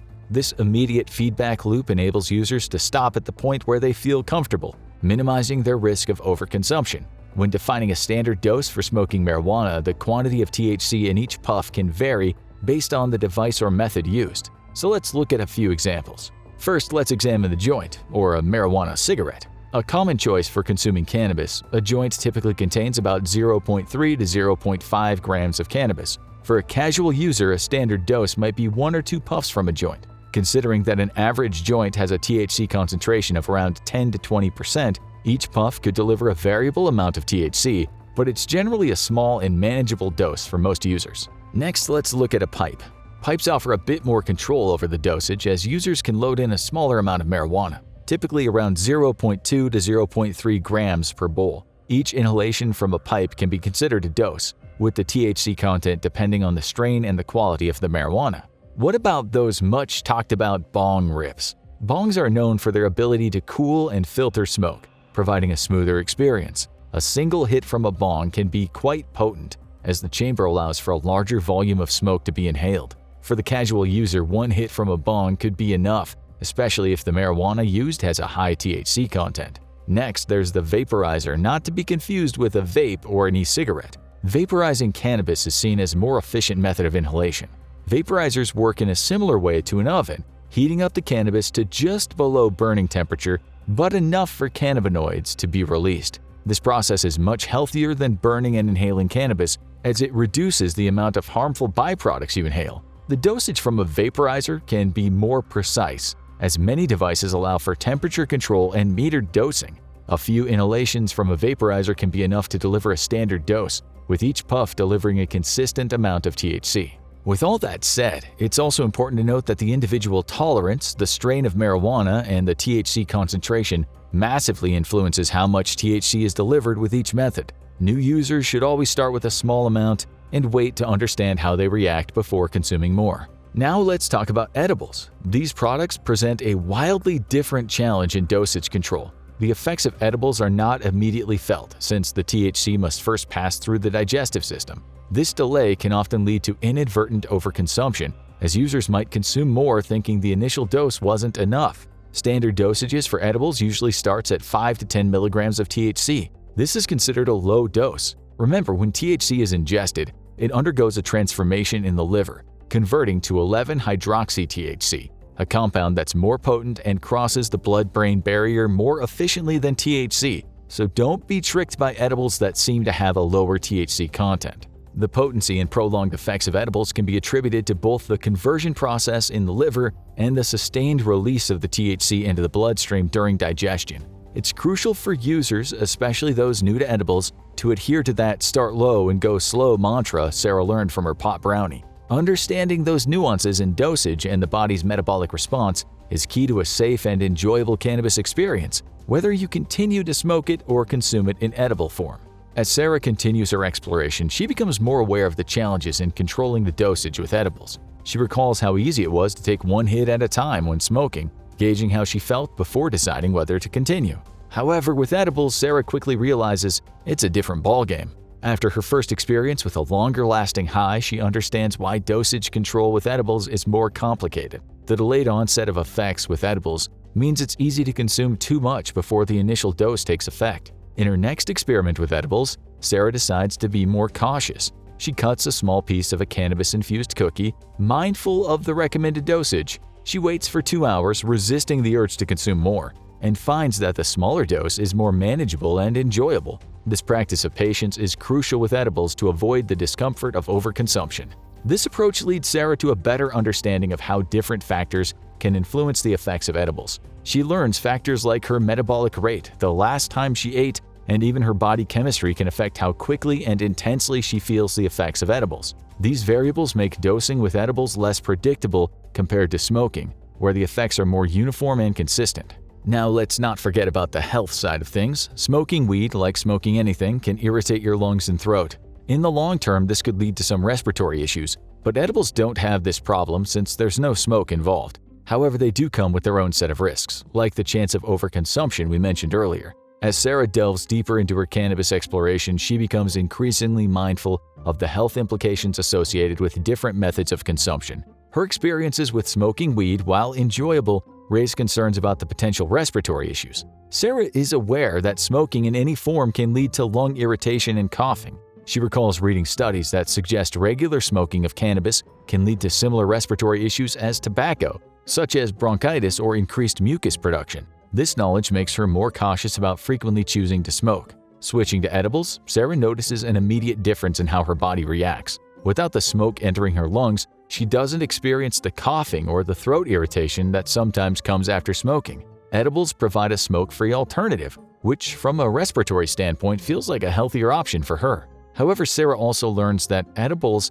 come with their own set of health considerations. The delayed onset of effects and the potential of overconsumption can lead to an uncomfortable experience, often referred to as greening out, where a person who ate a bit too much of an edible might feel extreme anxiety, discomfort, or even nausea. Sarah's journey also leads her to consider the long-term cognitive effects of regular cannabis use. While research is ongoing on the subject, she understands that heavy and prolonged use, especially when started at a younger age, may be linked to certain cognitive impairments. This piece of information makes her more conscious of her consumption frequency and quantity, as she wants to ensure that she remains within a safe limit. In terms of digestive health, Sarah finds edibles do not negatively affect her. However, she learns that this might not be the case for everyone. For individuals with certain gastrointestinal conditions, ingesting cannabis can lead to different effects or discomforts. The way edibles are metabolized in the liver and the gastrointestinal system means they can interact differently with the body compared to inhaled cannabis. However, certain types of edibles are easier on the digestion system than others, depending largely on their composition and the individual's digestive health. Here are some factors to consider. What types of ingredients does the edible contain? Turns out edibles made with fewer and simpler ingredients tend to be easier to digest. Products that avoid complex, heavy, or overly processed ingredients will generally be gentler on the stomach. High-fat foods can slow digestion and may cause discomfort, especially for those with certain digestive issues. Edibles with a lower fat content, like low-fat gummies or hard candies, can be easier on the digestive system compared to rich, buttery baked goods. For individuals with gluten sensitivity or celiac disease, gluten-free edibles are a must. Similarly, vegan edibles avoid dairy and animal products, which can be beneficial for those with lactose intolerance or certain dietary restrictions. Tinctures or oils are also excellent alternatives. These alternatives can be easier to digest, as they're often taken sublingually, meaning under your tongue, allowing for absorption directly into the bloodstream without going through the digestive process. Edibles that incorporate dietary fiber, often known simply as high-fiber edibles, can aid in digestion. Fiber helps regulate the digestive system, but it's important to consume fiber within your dietary limits, as too much can cause bloating or discomfort. Finally, for those sensitive to THC or its psychoactive effects, CBD-dominant edibles might offer a gentler alternative. CBD is known for its calming effects and is less likely to cause the digestive upset sometimes associated with high doses of THC. It's important for individuals to consider their own digestive health and dietary restrictions when choosing edibles. Starting with a small dose to gauge how your body reacts is always a good practice. If you have specific digestive concerns or dietary restrictions, consulting with a healthcare provider or a knowledgeable dispensary staff member can help guide your choices. Throughout her exploration, Sarah gains a comprehensive understanding of the health impacts of both smoking and eating cannabis. She realizes the importance of balancing her enjoyment with her health and well-being. This journey through different methods of cannabis consumption teaches her to be more attentive to her body's responses and to make informed choices based on both pleasures and the possible health implications of her cannabis use. So let's say cannabis is working well for you, like it is Sarah, and you're starting to think about long-term use. Well, regular and heavy use of cannabis, no matter the method, might be linked to some cognitive changes, especially if you start young. However, the research is still ongoing, so be sure to keep doing your due diligence on looking into the health effects of cannabis. In the weeks following her cannabis experimentation, Sarah begins to notice subtle differences in her cognitive functions depending on the method of consumption she chooses. When she smokes weed, the effects on her cognition are immediate but fleeting. She experiences a short-lived alteration in perception, a slight haziness that lifts as the high wears off. This immediate but short-term impact on her cognition is in line with the typical effects of smoking cannabis, as the THC is rapidly absorbed and then quickly metabolized. However, with edibles, Sarah observes a different cognitive trajectory. The prolonged and more intense high that comes with edibles leads to longer periods where she feels her cognitive abilities are slightly altered. She experiences more pronounced changes in her sensory perception and time awareness. This extended cognitive impact aligns with research indicating that the effects of edibles can last much longer, sometimes resulting in prolonged alterations in perception and cognitive function due to the longer-lasting presence of THC in the system. On the digestive front, Sarah's experience with edibles is relatively smooth, but she learns that this isn't the case for everyone. Remember, the process of digestion and liver metabolism of THC can vary significantly among individuals, affecting how one's body reacts to edibles. This variability is a crucial consideration for those exploring edibles, especially for the first time. Sarah also becomes aware of the potential for long-term cognitive effects with regular and heavy cannabis use. While the research is ongoing, studies suggest that persistent heavy use might be linked to long-term cognitive changes. This knowledge makes Sarah more mindful of her consumption habits, as she wants to ensure her use remains within safe and moderate limits to avoid any potential long-term cognitive risks. Throughout her journey, Sarah's understanding of the cognitive and digestive effects of smoking and eating weed deepens. She learns to respect the power of cannabis and the importance of being attentive to her body's responses. Her experiences with both methods of consumption highlight the need for responsible use and an awareness of the varying effects cannabis can have on different aspects of her mental and physical health. The contrast between smoking and eating cannabis is indeed stark, almost like comparing night and day, with each method offering a distinctively different experience. While smoking cannabis offers a more controlled social and cerebral high, edibles can transport you on a longer, more intense, and often introspective journey.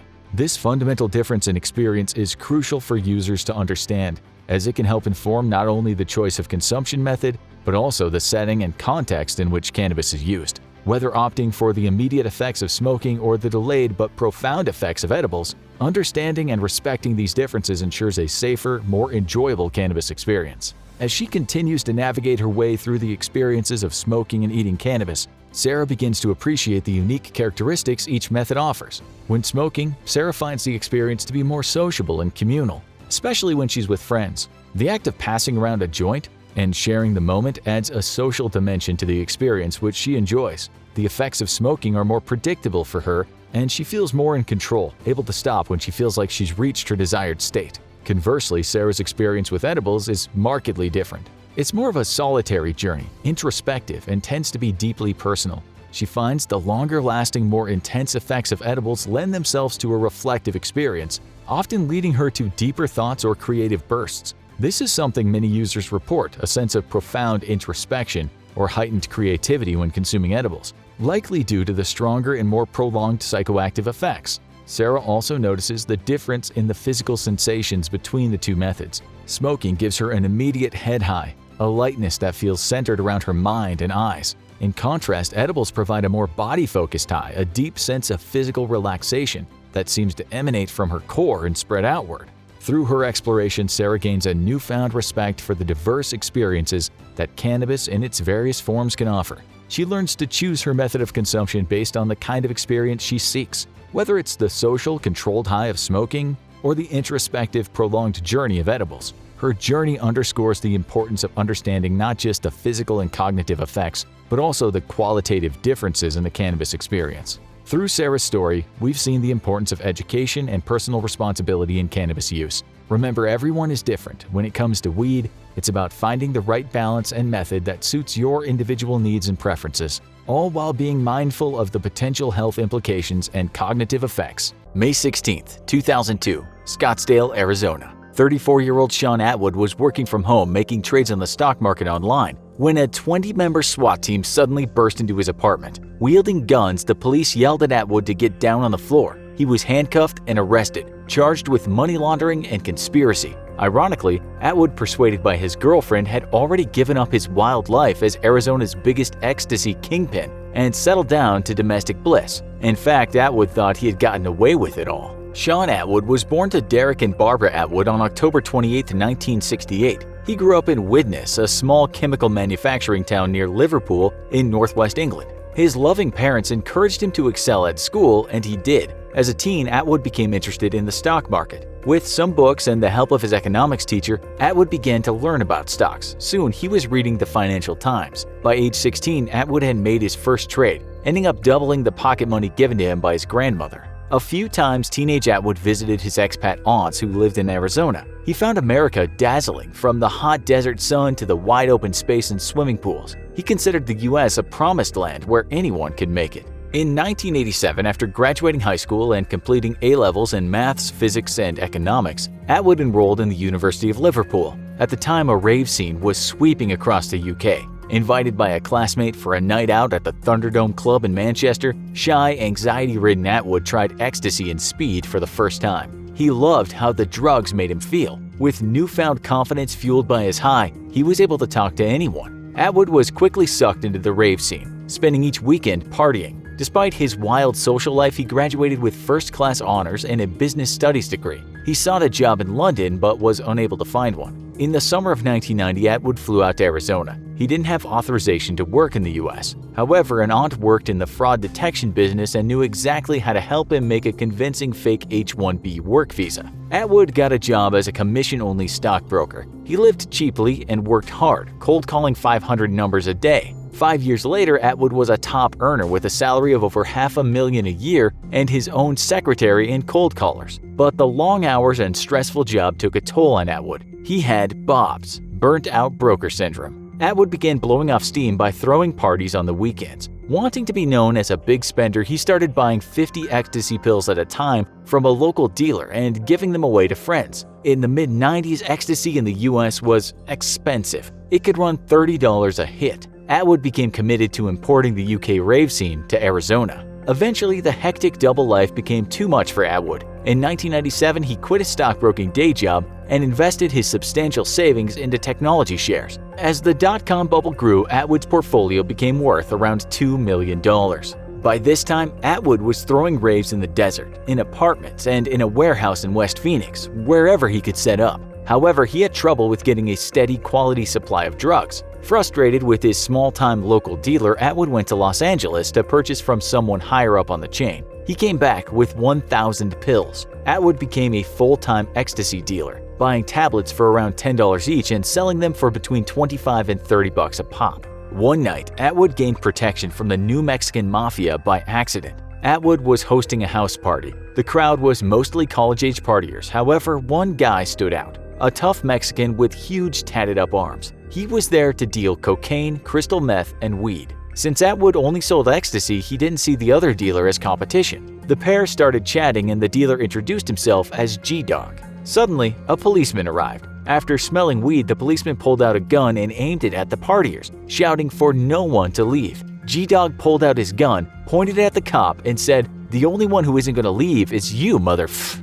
The crowd scattered. Atwood and his friends hid in another apartment. The police began going door to door in the complex as helicopters shone down spotlights. There was a sudden pounding on the French window at the back of the apartment, and they assumed it was the cops, but it was G-Dog asking for shelter. Atwood agreed, and the group spent the rest of the night silently hiding in the apartment in the dark. Sometime later, the police knocked at the door, but they eventually left after there was no response. The next morning, Atwood drove G-Dog home, and thanks for hiding him, G-Dog pledged that he and his brothers would have Atwood's back. At first, Atwood had no idea what this meant. A few months later, G-Dog invited Atwood to come meet his brothers. Atwood found himself at a New Mexican Mafia hangout, full of guys in sagging pants, chains, and tattoos. A TV showed CCTV footage of the surrounding area. Next to it was the biggest TV Atwood had ever seen. On top of the huge TV, the gang displayed their rocket-propelled grenade launcher. Atwood was terrified, but relaxed when the group joked with him and offered him protection. The rave scene in Arizona was growing.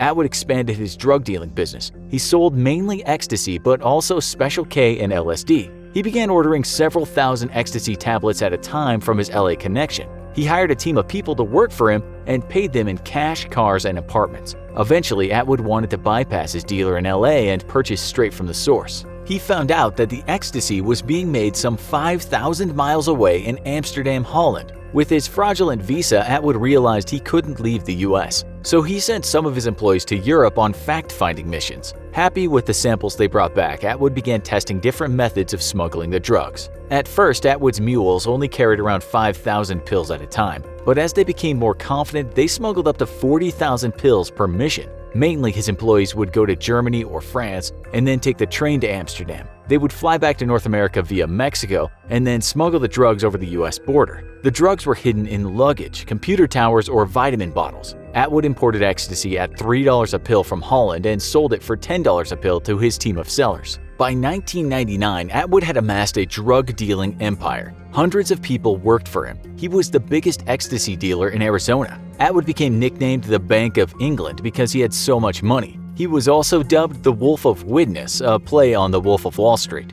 Atwood's main enforcers were his childhood pal Wildman and his New Mexican Mafia buddy G-Dog. To support his operation, Atwood came up with an elaborate money laundering system, flying old friends over from Widnes to the US to set up bank accounts, which he then used for illegal activities. At the height of his operation, Atwood had his own rave clothing line, a music store, and a personal LSD chemist. He lived among the very rich in an opulent mountainside mansion with his third wife, a topless dancer and internet porn star. He traveled by limo and acquired several luxury apartments, one of which was just to store his ill-gotten gains. Atwood was taking drugs as well as selling them. He took upwards of 10 ecstasy pills every weekend, as well as GHB, crystal meth, Valium, Xanax, and ketamine. Atwood's chaotic life was peppered with extreme moments of paranoia. It wasn't just the drugs. Salvatore Gravano, aka Sammy the Bull, a former henchman for the Gambino crime family who had once testified against John Gotti, set up a rival ecstasy distribution ring.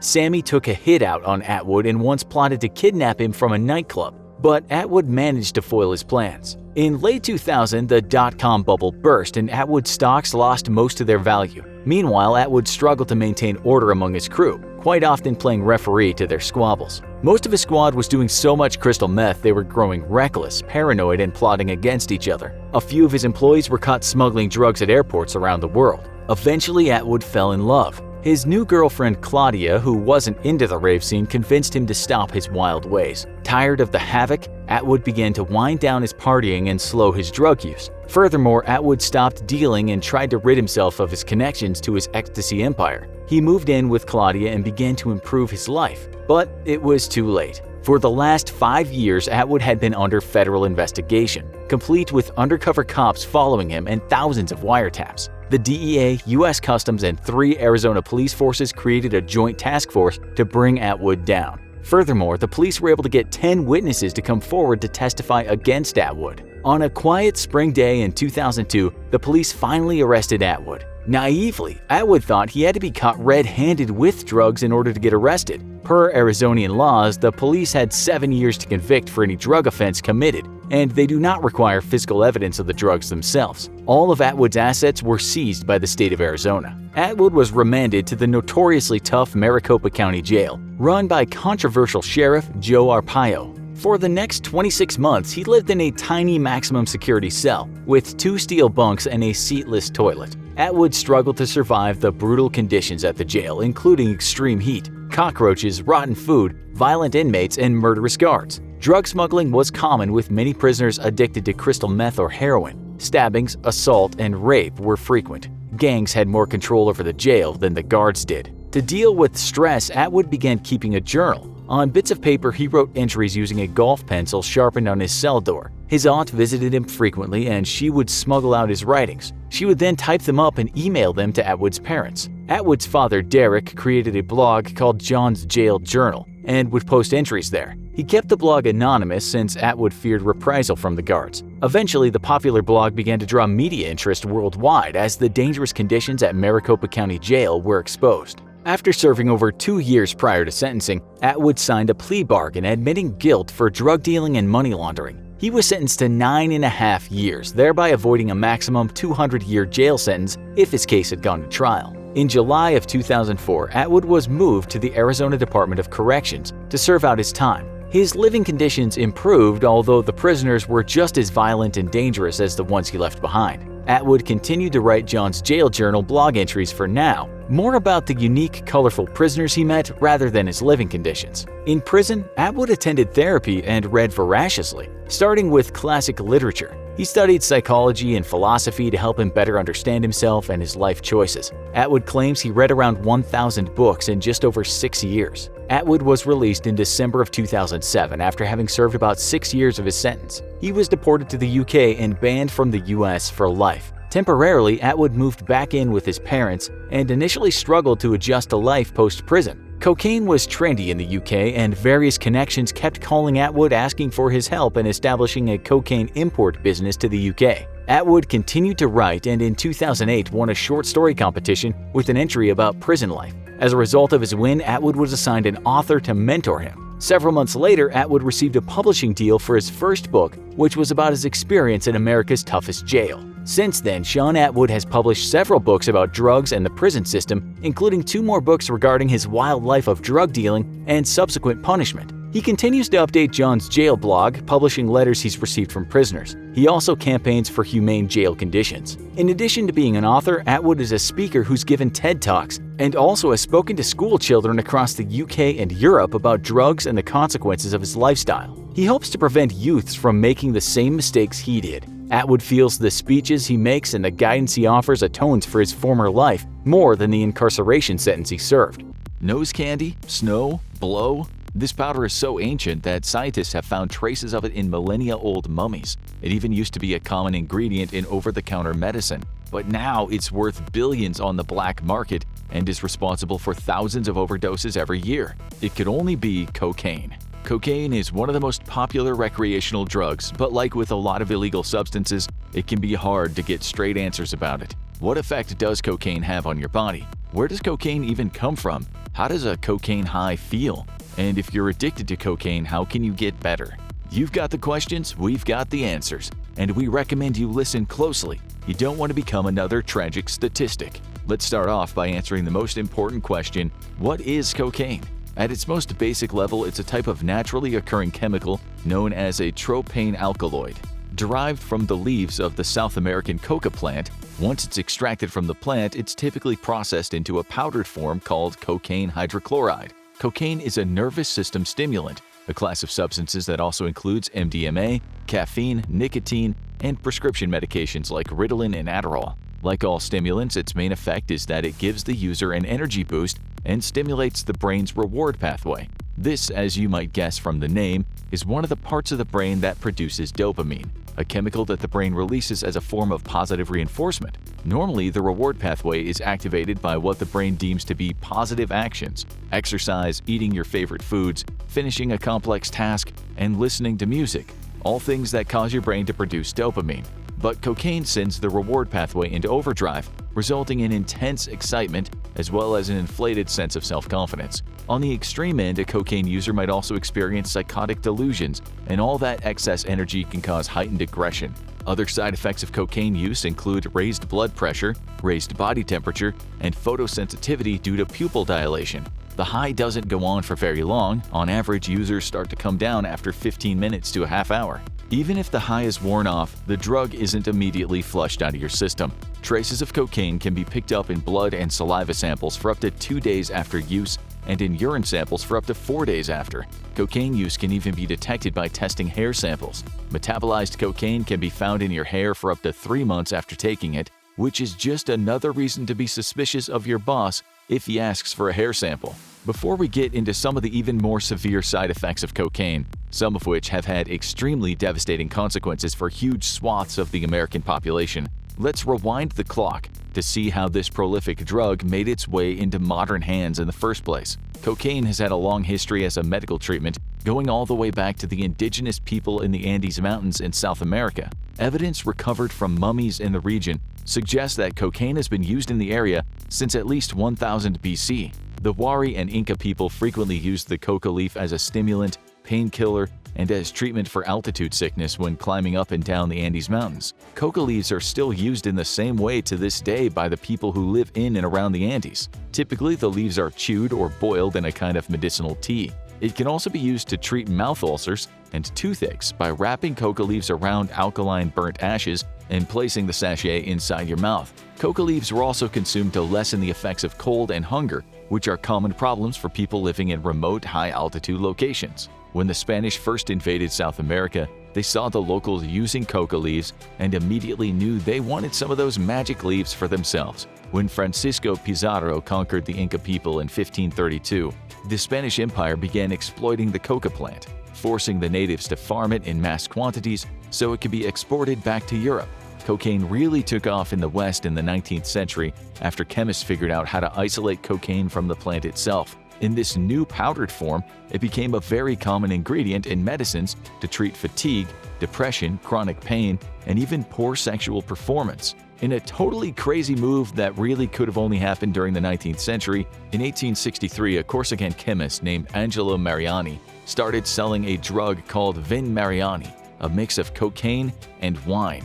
And of course, cocaine was also an ingredient in Coca-Cola. Like a lot of soda fountain classics, Coke was originally sold as a patent medicine, a type of brand name over-the-counter drug that was very popular in the 19th century and had dubious health benefits. In the early 1900s, however, an FDA crackdown on quack medicine and a push for cleaner labeling on consumer products led to a lot of patent medicines disappearing from shelves. The ones that did survive did so by drastically changing their formulas and rebranding as soft drinks, including Coca-Cola, which was totally cocaine-free by 1929. Cocaine was phased out of a lot of medicines over the course of the 20th century, though its effectiveness as a numbing agent and a vasoconstrictant means it's still used as a topical anesthetic to this day. It's most common in nose, eye, and throat surgery, where the blood vessels are very delicate and need to be shrunk to avoid damage. In terms of recreational use, cocaine exploded in popularity in the 1970s and 80s when it became associated with the clubbing culture and gained a glamorous reputation for being the drug of choice for rich playboys and rock stars. Cocaine's pretty versatile as far as drugs go, and it can be taken in a number of ways. Most commonly, the powder is rubbed onto the gums or inhaled through the nose, but it can also be dissolved in water and taken via injection. Its freebase form, known colloquially as crack cocaine, we'll talk about crack again later, is also smoked. Cocaine usually isn't taken orally though.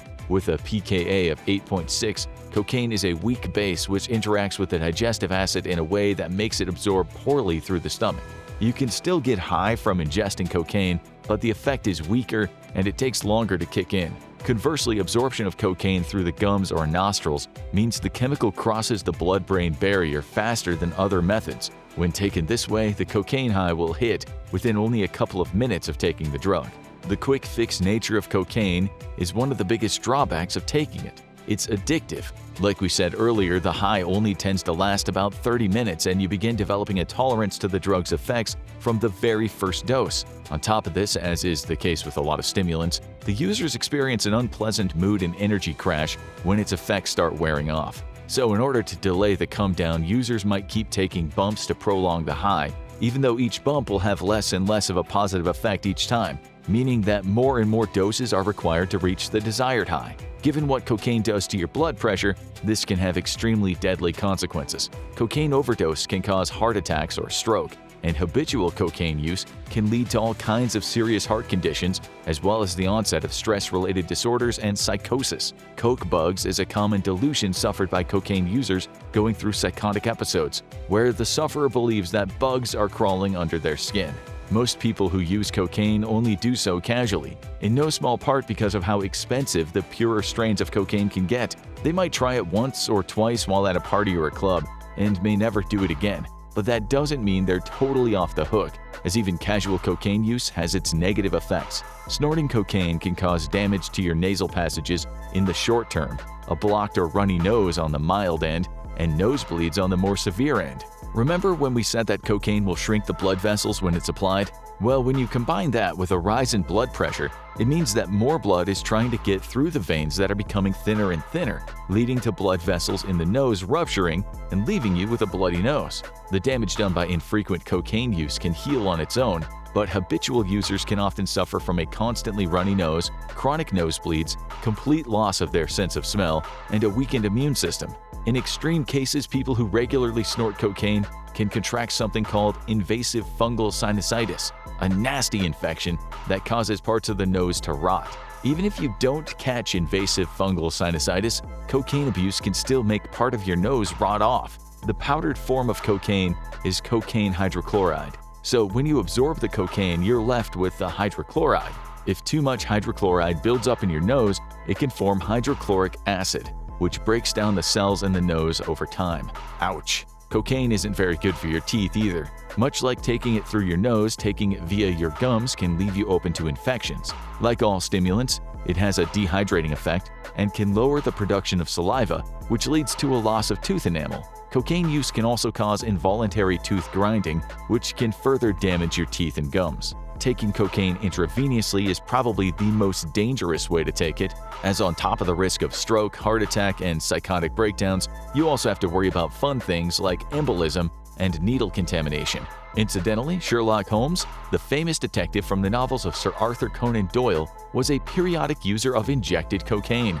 Goes without saying that this was a little more normalized during the Victorian era than it is now. Strangely enough, people who consume cocaine this way also often report getting tinnitus straight after injecting, which usually lasts for a couple of minutes. Those who inject cocaine are more likely to overdose, as the high wears off a lot faster than it does when taken through the nose or gums. Cocaine is also sometimes mixed with heroin to create something called a speedball, which is extremely dangerous as the complementary effects of the two drugs together make it hard to recognize symptoms of overdose. A lot of people have died as a result of a speedball overdose, including a number of celebrities such as John Belushi, River Phoenix, and Philip Seymour Hoffman.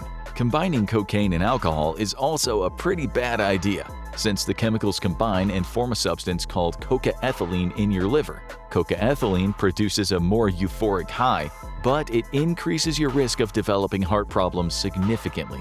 The fact that cocaine is a social drug also means it's often associated with blood-borne illnesses like hepatitis C.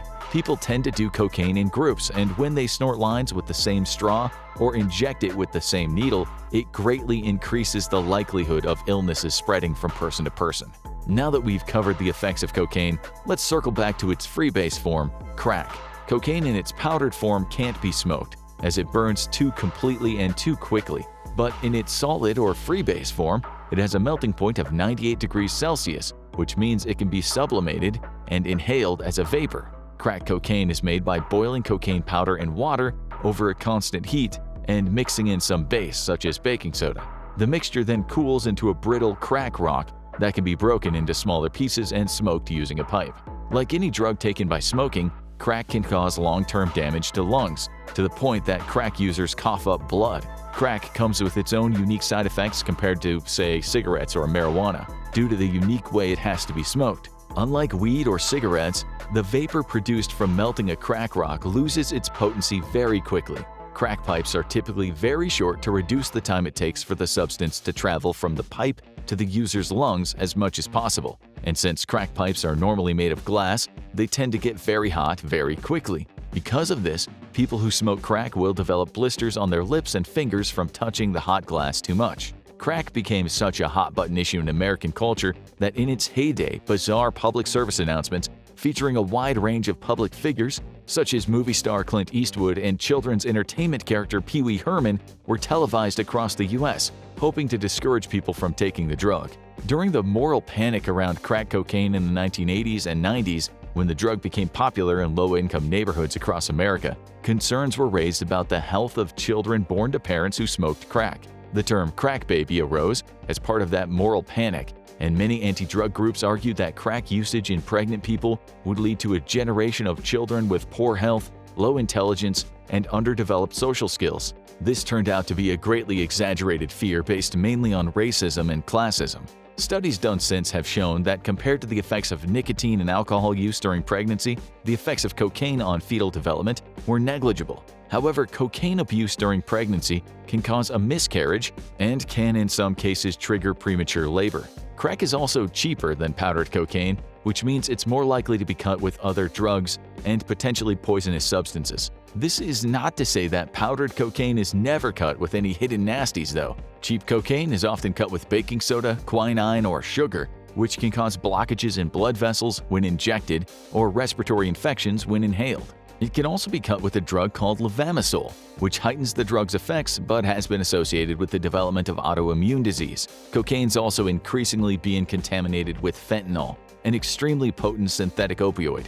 While many have speculated that drug manufacturers combine the two drugs intentionally, tests done on seized cocaine by police suggest that fentanyl is usually only present in trace elements. Fentanyl has become a very popular drug in the past decade, and it's likely that cross-contamination occurs simply as a result of the two drugs being processed in the same lab or from them being stored in the same places. But because of how potent fentanyl is, consuming drugs with even trace elements of it can have noticeable negative consequences. Like a speedball, the mix of fentanyl and cocaine can have deadly effects if the signs of overdose aren't spotted quickly. Given that cocaine addiction can lead to all of these horrible effects, it might give you some comfort to know that the physical effects of cocaine withdrawal are fairly minor. Cocaine withdrawal can cause disturbed sleep schedules, increased appetite, slower reaction time, and fatigue. These physical symptoms usually start to go away a few days after quitting. However, the psychological effects can be much more severe. Cocaine withdrawal can often cause severe depression and anxiety, as the brain's reward pathway needs time to repair itself from overstimulation.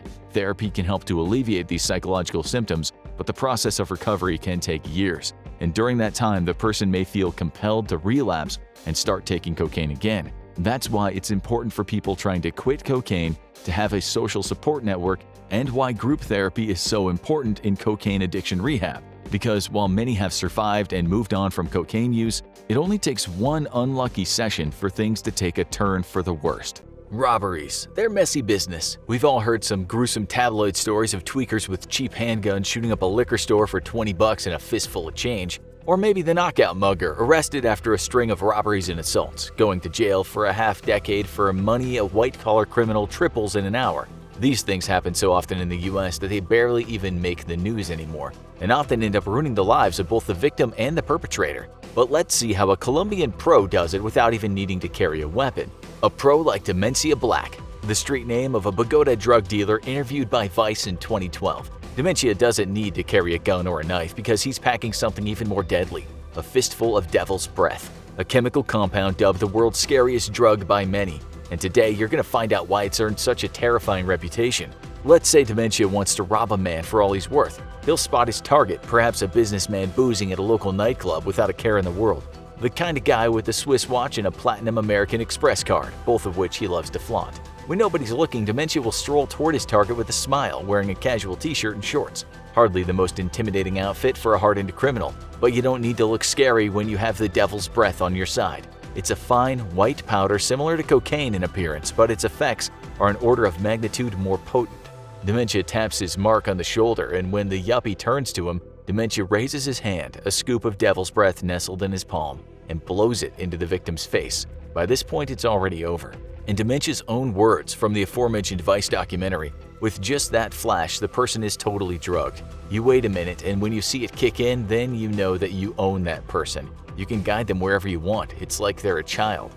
As for Demencia, this robbery truly is like taking candy from a baby. He tells the drugged businessman to get up and follow him, and the businessman does exactly as he's told without a single complaint. The two of them take an evening stroll to a local ATM, and the businessman happily empties his entire bank account for Demencia. After all, people high on the devil's breath aren't exactly famous for saying no. By the time the transaction is over, Demencia has made the kind of score your average American stick-up man can only dream of, and he did it without even carrying a weapon. A lot of stories about devil's breath, also known by its scientific names scopolamine and hyoscine, play out exactly like this. Whether they're true or scary urban legends, they often follow the template of a manipulative criminal using the drug to make someone do something they wouldn't normally consent to. Because the drug is synthesized from a number of plants, including a type of nightshade common in the upper region of South America, it's become a favorite among shady characters in the Colombian underworld. One famous and often repeated example is a man meeting a beautiful woman in a club one evening and deciding to take her home to his Bogota apartment. However, when he woke up the next morning, he found that the woman was gone and his apartment was totally empty. Furious, he went downstairs to ask the doorman what happened. The doorman told him that a van had pulled up in front of the building in the middle of the night, and he and the woman had loaded all his possessions into the van. He asked the doorman why he didn't say something, and the doorman said that he had. The man said it was just fine, and he knew what he was doing. He would later find that the devil's breath had been slipped into his drink back at the bar. He'd entered a state so suggestible that he was willing to be an accomplice in a wholesale burglary of his own apartment. And sadly, robbery is not the full extent of the drug's use in criminal context. There have been a disturbingly large number of reports of the devil's breath being used to facilitate forced consent in sexual assaults, in place of the perennial drug Rohypnol, commonly known as roofies. Some incredibly sensational reports have even claimed that scopolamine is being used to incapacitate victims for organ harvesting operations. Though to be honest, that last one is most likely about as true as the hook-handed man on Lover's Lane or the killer hiding in the back seat. The same goes for stories of criminals somehow soaking the drug into business cards and passing them to unwilling victims. As scary as the thought would be, or just the thought of having to talk to a stranger for long enough to get their business card, it's unlikely that there's any truth to it. There just isn't much of a pharmacological basis for dangerous quantities of the compound being soaked into the skin through those means. But of course, the truth has never gotten in the way of a good horror story. It's a global tradition to move between eras of drug hysteria every few years, with one fashionable drug at a time typically being labeled the world's scariest drug. Typically, these drugs are connected to a huge number of horror stories and given supposed effects that sound like something out of a scary movie. In the 1980s and 1990s, people across the US were terrified that PCP, or angel dust, was turning drug addicts into unstoppable, superpowered killing machines. A few decades later, after the high-profile cannibalistic attack of Rudy Eugene, the so-called Miami Zombie, on Ronald Poppo, people were calling bath salts the zombie drug, despite the fact that Eugene was never actually shown to have the drug in his system during the incident.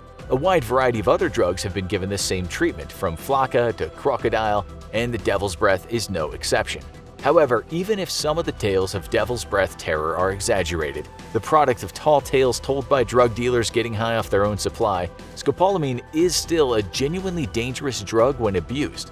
In 2015, the U.S.'s Overseas Security Advisory Council gave an unofficial estimate that there are 50,000 scopolamine-related incidents in South America every year.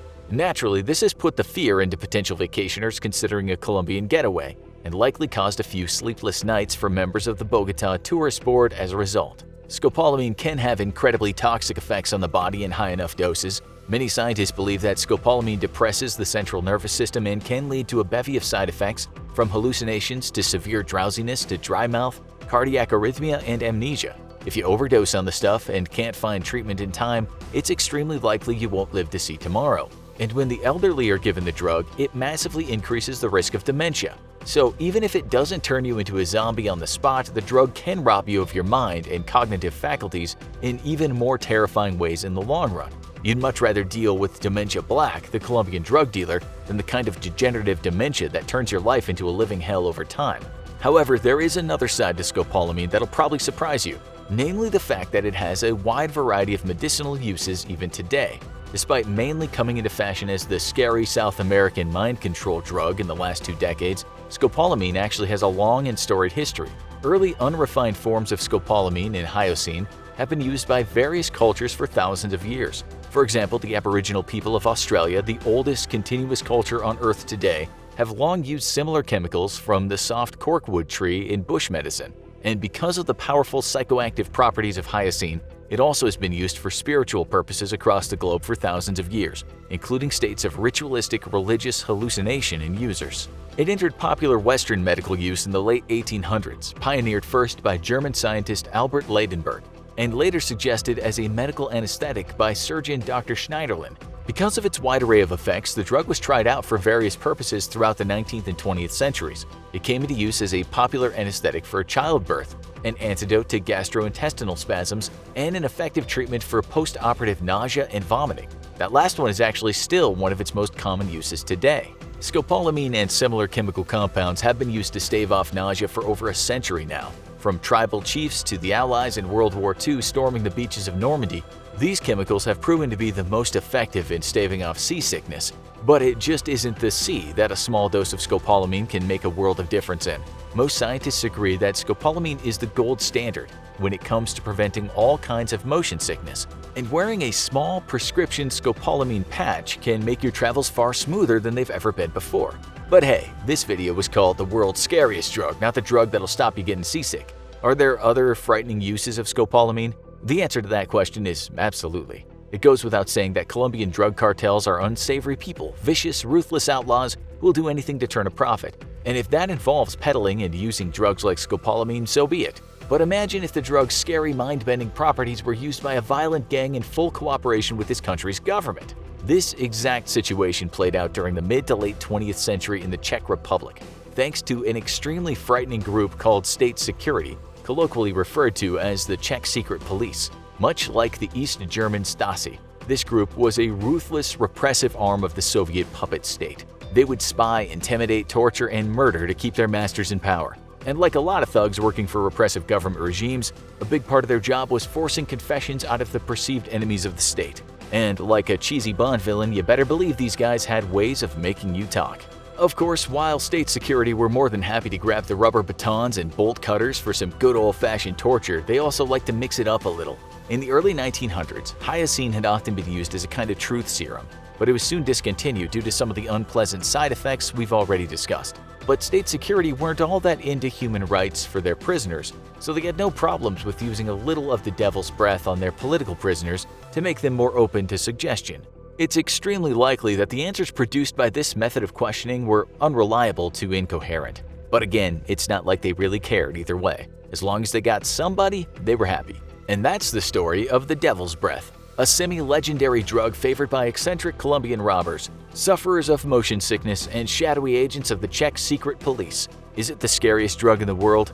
We'll leave that up for you to decide, given that much of its most terrifying stories exist somewhere in the murky space between fact and fiction. But either way, if Dementia Black is walking toward us with a handful of powder, we'll definitely be making a swift exit before he gets too close. According to the Center for Disease Control and Prevention, smoking causes nearly 6 million deaths around the world each year, and current trends show that tobacco use will be responsible for more than 8 million deaths annually by 2030. It is the leading cause of preventable death in America, and as many as 16 million people are living with a disease caused by smoking, including cancer, heart disease, stroke, lung disease, and diabetes. So what if you quit the habit? How reversible are these risks? That's what we'll be exploring today. In this episode of the Infographic Show, what happens to your body when you stop smoking? Apart from the fact that it's bad for your health, there are many other reasons to quit smoking. It's expensive, it makes your hair and clothes stink, and in many places in the world, it's considered unsociable, with bans in bars and restaurants meaning you'll need to leave the crowd and head outside for a puff. There are plenty of pluses to kicking the habit, but what will the health results be? Let's take a look at how your body will change as time passes once you've quit smoking. 20 minutes. In less time than it takes to commute to work, your body will already be fixing itself. 20 minutes after the last cigarette is stubbed out, your pulse and blood pressure start to drop back to normal, circulation will start to improve, and your hands and feet will warm to their usual temperature. 12 hours. Cigarettes contain a lot of known toxins, including a harmful gas, carbon monoxide. This gas can be fatal in high doses as it prevents oxygen from entering the lungs and blood. At 12 hours, halfway through your first day, your carbon monoxide level is back to normal, which is great for your heart as it doesn't have to pump as hard to get enough oxygen to your body. Unfortunately though, it's at this point you'll be feeling the withdrawal and cravings. A couple of ways to fight these feelings are by chewing gum or sipping water. 24 hours. Well done, you've hit the 1 day mark. And the good news is that after just 24 hours, a person's blood pressure begins to drop, decreasing the risk of heart disease and blood clots that can lead to stroke. If you smoke a pack a day, you're twice as likely to have a heart attack as a non-smoker, and that risk has already been reduced considerably after just 24 hours. And with oxygen levels on the rise, physical activity and exercise will already feel easier. 48 hours. 2 days in is a good time for a tasty snack. Smoking damages the nerve endings, which decreases your ability to smell and taste properly. And after only 48 hours, your senses will get sharper as nerve endings begin to heal. Your body will also enter a detoxification phase, with your lungs kicking out mucus left from cigarettes. The downside is that this is when the toughest withdrawal symptoms show up. If you are a heavy smoker, you might feel dizzy, anxious, or tired, and you may also crave more food than usual. 3 days. After 3 days, the nicotine levels in a person's body are depleted. Ridding the body of nicotine leaves a person much healthier, but initially this also adds to the effects of withdrawal. At the 3 day mark, many people will become moody and irritable, experiencing severe headaches and cravings as the body readjusts. On the positive side, energy levels will increase and you will breathe more easily. During the first 3 months, this is when the major improvements start. After a couple of weeks, the cravings will subside and the chance of going back to the habit is far less likely. Your lungs become stronger and clearer, your blood flow has greatly improved, you can exercise without huffing and puffing so much, and the risk of a heart attack goes down even more. 9 months. 9 months after quitting, there will be major physical changes and improvements in the body. The lungs have significantly healed themselves. The delicate hair-like structures inside the lungs, known as cilia, which help to fight infections, will have recovered from the toll of cigarette smoke. Around this time, many former smokers notice a decrease in the frequency of lung infections because the healed cilia can do their job more easily. You'll also be able to take deeper breaths, and energy levels will be a lot higher and back to normal. 1 year, a big milestone with the habit in the distant past. Time to celebrate the achievement. The risk of heart disease has decreased by half and will continue to drop beyond this 1 year mark. 5 years. After 5 years without smoking, the body has healed itself so that the arteries and blood vessels begin to widen again. This means blood is less likely to clot, which lowers the risk of stroke to the same level as a non-smoker. And compared to when you first quit, you're half as likely to get cancer of the mouth, throat, esophagus, or bladder. 10 years. Lung cancer is one of the greatest risks a smoker faces, and after 10 years, a person's chances of developing lung cancer and dying from it are about half compared to a smoker. 15 years. And finally, after 15 years of not smoking, the chances that you'll get heart disease are the same as if you've never smoked at all. Your body has done a huge amount of recovery and healing, rejuvenating the tissue and cells. From the first few weeks of headaches and discomfort to a fully healed body, a long path, but the rewards are very real and very clear. There's no real argument to be made for continuing to smoke. As well as the changes to your health, your immune system will also improve, your hair may become thicker and fuller, and your skin will age less quickly. But of course, it's never easy, particularly during the first few days and weeks. If you're quitting and need support and are based in the US, you can always call the National Cancer Institute's Quit line on 877-44-QUIT. You're at your local watering hole. You order your favorite drink, tip the bartender, and take your first sip. The cool liquid hits your lips and enters your body. In the next few minutes, a bunch of crazy chemical reactions will occur. Over the next several minutes and hours, your body will swell, you'll lose control of your bladder and bowels, and you could black out and die. 1 minute after you drink alcohol. The alcohol flows down your throat and into your stomach. What happens next depends on who you are, what you've done that day, and if you've eaten recently. When the alcohol enters your stomach, it's either absorbed through your stomach lining into your bloodstream or released into your intestines, where it'll diffuse into your circulatory system. Either way, the alcohol will be spreading around your body in a matter of minutes. If you ate recently, this process is slowed down as some of the alcohol is absorbed by the food being digested in your stomach. However, your stomach and intestines cannot metabolize or break down alcohol, so it will eventually end up in your bloodstream anyway. 3 minutes after you drink alcohol. More and more alcohol from your drink seeps into your bloodstream and enters cells through your body. This causes several reactions to occur, but it's unlikely you'll feel their effects at this point. However, some pretty strange stuff will happen to your body in the minutes to come. Some will feel good, while others will make you wish you'd never put a drop of booze into your body. The alcohol percentage in your drink plays a role in how quickly it diffuses into your bloodstream. Surprisingly, liquors that have an alcohol percentage between 20 and 30% are absorbed more quickly than drinks with a higher alcohol percentage. This means a glass of port, which is around 20% alcohol, will get you drunker faster than a drink with whiskey, vodka, or rum in it. These types of liquors tend to be above 35% alcohol. They will most certainly get you drunk, but they're not absorbed into your bloodstream as quickly as drinks with alcohol percentages in the 20% range. 5 minutes after you drink alcohol. You're starting to feel the effects of the alcohol on your body. The fact that you mix your alcohol with a carbonated beverage means it enters your bloodstream slightly faster than other drinks. Cocktails like rum and cokes, gin and tonics, and vodka sodas will all be absorbed into your bloodstream quicker than if those liquors were consumed without a mixer. It's at this point your brain starts to feel the effects of the alcohol. You're not quite drunk yet, but you are definitely on your way. Chemical changes are happening in your body and they will alter your mood, senses, and balance. 10 minutes after you drink alcohol. You gulp down the last remnants of your beverage and order another one. While you wait, the alcohol from your first drink is changing the size of your blood vessels. They begin to widen, which causes your skin to become flush and turn a reddish color. It looks like you're blushing or having a slight allergic reaction, but this is all just a normal reaction to drinking alcohol. You pull at your shirt as you begin to feel warmer. This is because alcohol is a vasodilator, meaning it opens up blood vessels such as capillaries just under the surface of your skin. The more blood that flows to the surface of your body, the warmer you feel. At the same time, your blood pressure begins to drop for a short period of time. And even though you initially feel warmer, the changes to your blood flow are actually causing your internal temperature to drop as blood moves away from your body's core. The female body reacts slightly differently than the male body when alcohol is consumed. The average female has less body water in their system to dilute the alcohol that's being absorbed into their bloodstream. This results in a higher blood alcohol concentration occurring more quickly in women than men. Females also produce less alcohol dehydrogenase on average, which is an important enzyme the liver creates to break down ethanol. This means that if a male and female around the same weight and size start drinking the same alcoholic beverage simultaneously, the woman will likely begin to feel the effects of the alcohol first. 15 minutes after you drink alcohol. Now you start to feel pretty good.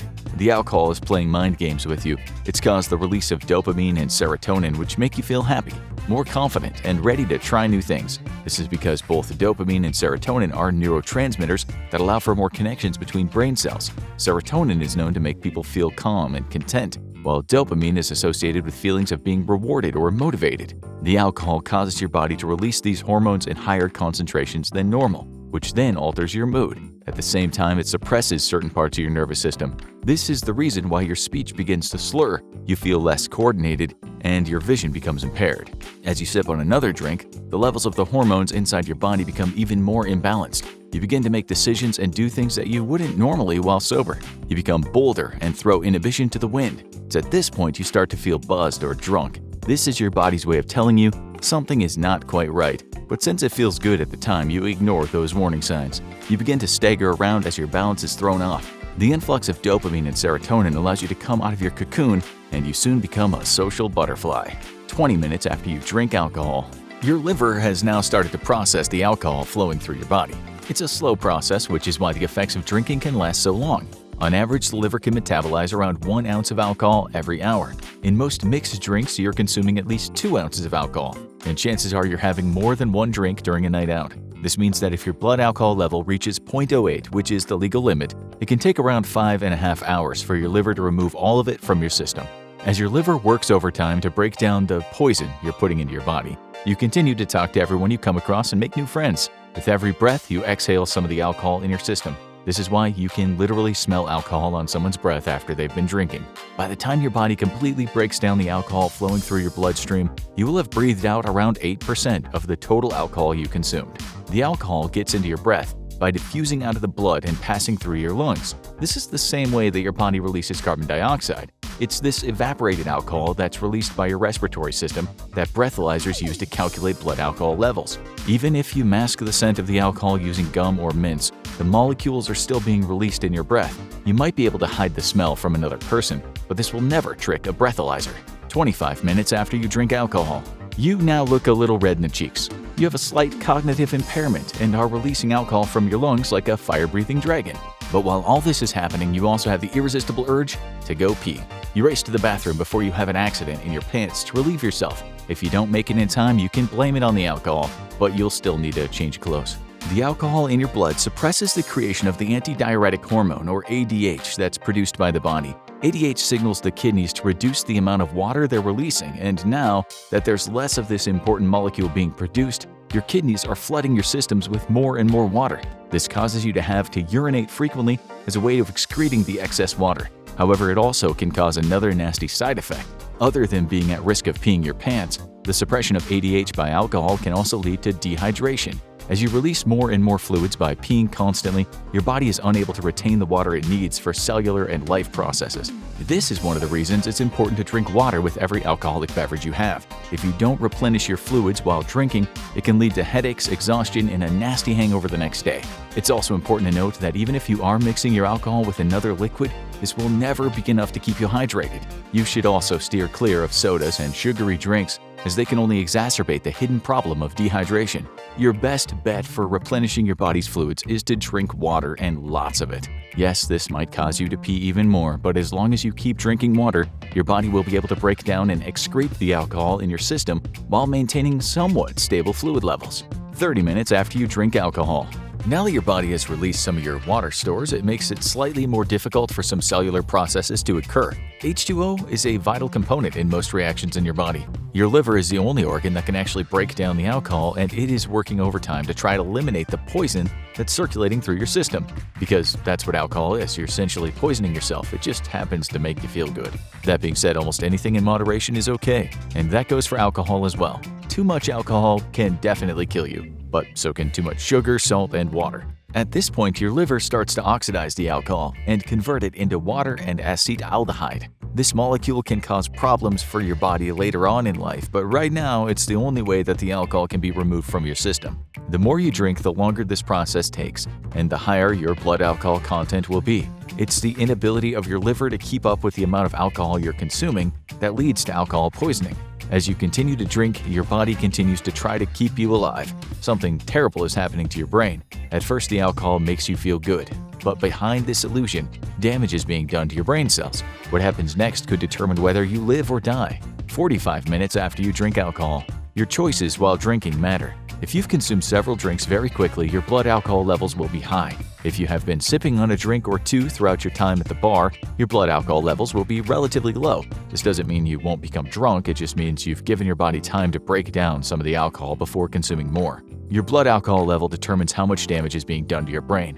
Subliminal intoxication is the first stage of being drunk. It occurs when your blood alcohol content reaches between 0.01 and 0.05. You might not look intoxicated at this point, but you are definitely getting there. Your reaction time has slowed and your judgment has been altered slightly. Everyone's body is different, which means people will respond differently to the amount of alcohol in their system. But as you pass this first stage, you will develop the telltale signs of someone who is intoxicated. At a blood alcohol content of between 0.012 and 0.03, you're in the euphoria stage of becoming drunk. This is when the body has raised dopamine levels and you're feeling pretty good. It's at this point that you feel buzzed or tipsy. Your reasoning and memory become impaired and you feel confident and relaxed. Many people try to achieve this by having a drink to wind down after work.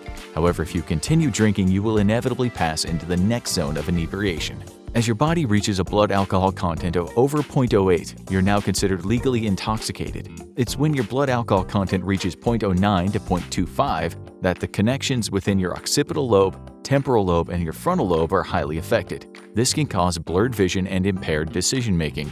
Your reaction time becomes immensely slower than normal, which makes doing basic tasks more difficult and even dangerous. You should not be driving a car or engaging in any activities that could potentially put yourself or others at risk. It's around this level that you might begin to feel nauseous as your body tries to lower the amount of alcohol in your system any way possible. If you reach a blood alcohol content of between 0.18 and 0.3, many parts of your brain struggle to function properly.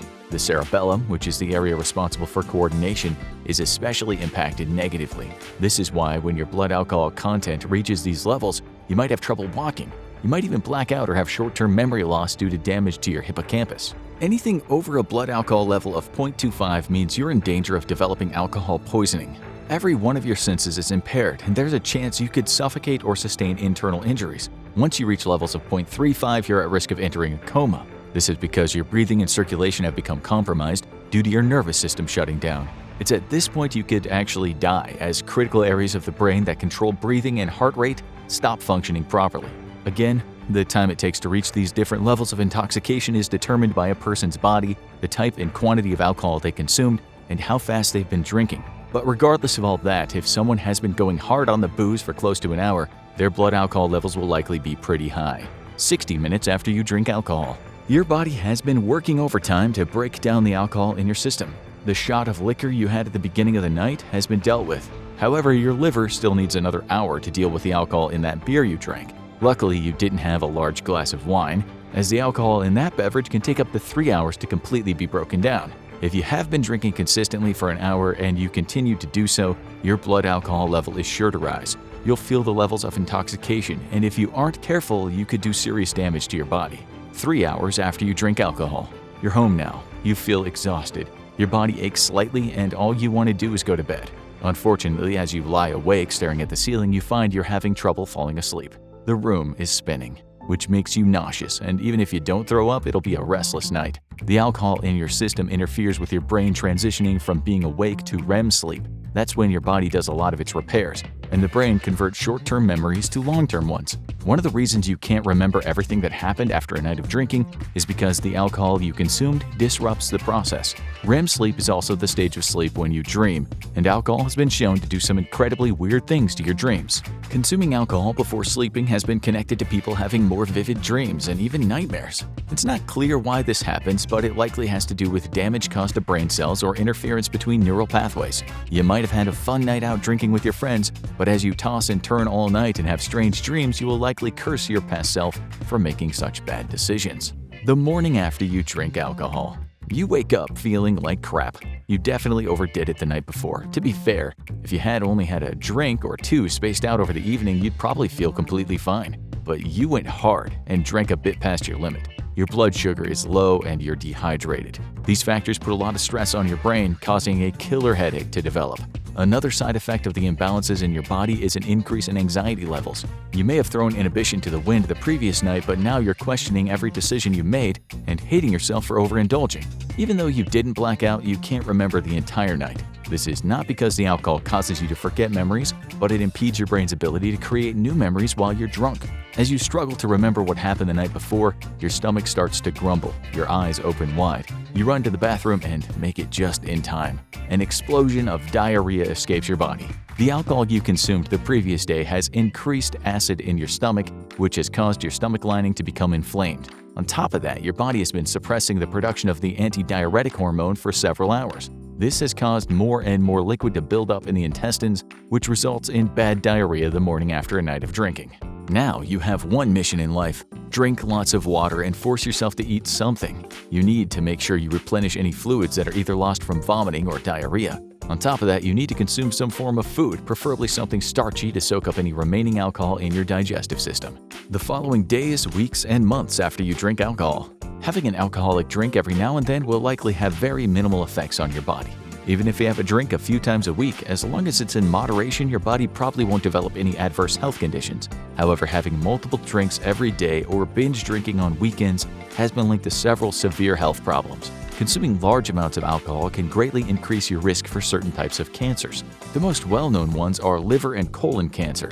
However, alcohol also increases your chances of developing throat, larynx, and cancer of the esophagus. Ethanol, the molecule that makes up alcohol, is not a carcinogen in and of itself. However, when your body breaks down the alcohol into acetaldehyde, this is where things can get dicey. The International Agency for Research on Cancer identifies acetaldehyde as a Group 2 carcinogen. This means that when you're drinking too much, your body produces a known carcinogen. And if you do this too often, you're rolling the dice with cancer. Your body can remove dangerous molecules such as acetaldehyde from your system, but only if you give it enough time to carry out the process. The more alcohol you consume in a short period of time, the more acetaldehyde builds up in your body, and the more likely you are to develop cancer. Heavy drinking has also been connected to an increased risk of high blood pressure, heart disease, and stroke. All of these things can be life-threatening. It's the stress you put on your brain and body when consuming large quantities of alcohol that leads to these factors developing. When drinking, your heart needs to work harder to circulate the blood around your body, so the alcohol can be broken down and removed. At the same time, alcoholic drinks can contain high amounts of calories and carbohydrates. This can lead to weight gain as a result of drinking too much. All of these factors combined put even more stress on the heart. The damage done to brain cells and pathways within the brain by alcohol can lead to memory problems and dementia, and this is in full-grown adults. Children and teens whose minds are still developing can become stunted if they consume alcohol. This can lead to learning disabilities and the underdevelopment of their brains. These side effects are one of the main reasons why the drinking age is 21 in the US. It's around this age that the brain has been fully developed. Although this is still debated. Many scientists believe the brain isn't fully developed until you turn 25. Regardless, even a developed brain can be damaged by drinking too much alcohol. There's also some research that suggests drinking can weaken your immune system. This could leave you vulnerable to viruses and bacteria that often frequent bars or anywhere where large numbers of people gather. And even if you're drinking at home, alcohol can inhibit your immune system to the point where you become more susceptible to colds or the flu. Normally, your body would easily fight off these pathogens, but overconsumption of alcohol can hinder your immune system to the point that even a small cold makes you very sick. Alcoholism is a disease and an addiction. Alcohol can fundamentally change your brain chemistry, making you dependent on the substance. This addiction can happen to anyone and is influenced by genetic, psychological, social, and environmental factors. If you or someone you know is dependent on alcohol or overconsuming the substance on a regular basis, you should talk to a medical professional immediately. Drinking socially or having an alcoholic beverage every now and then, and in moderation, will probably not cause you any harm. However, it's important to know exactly how it affects your body and what signs to look out for.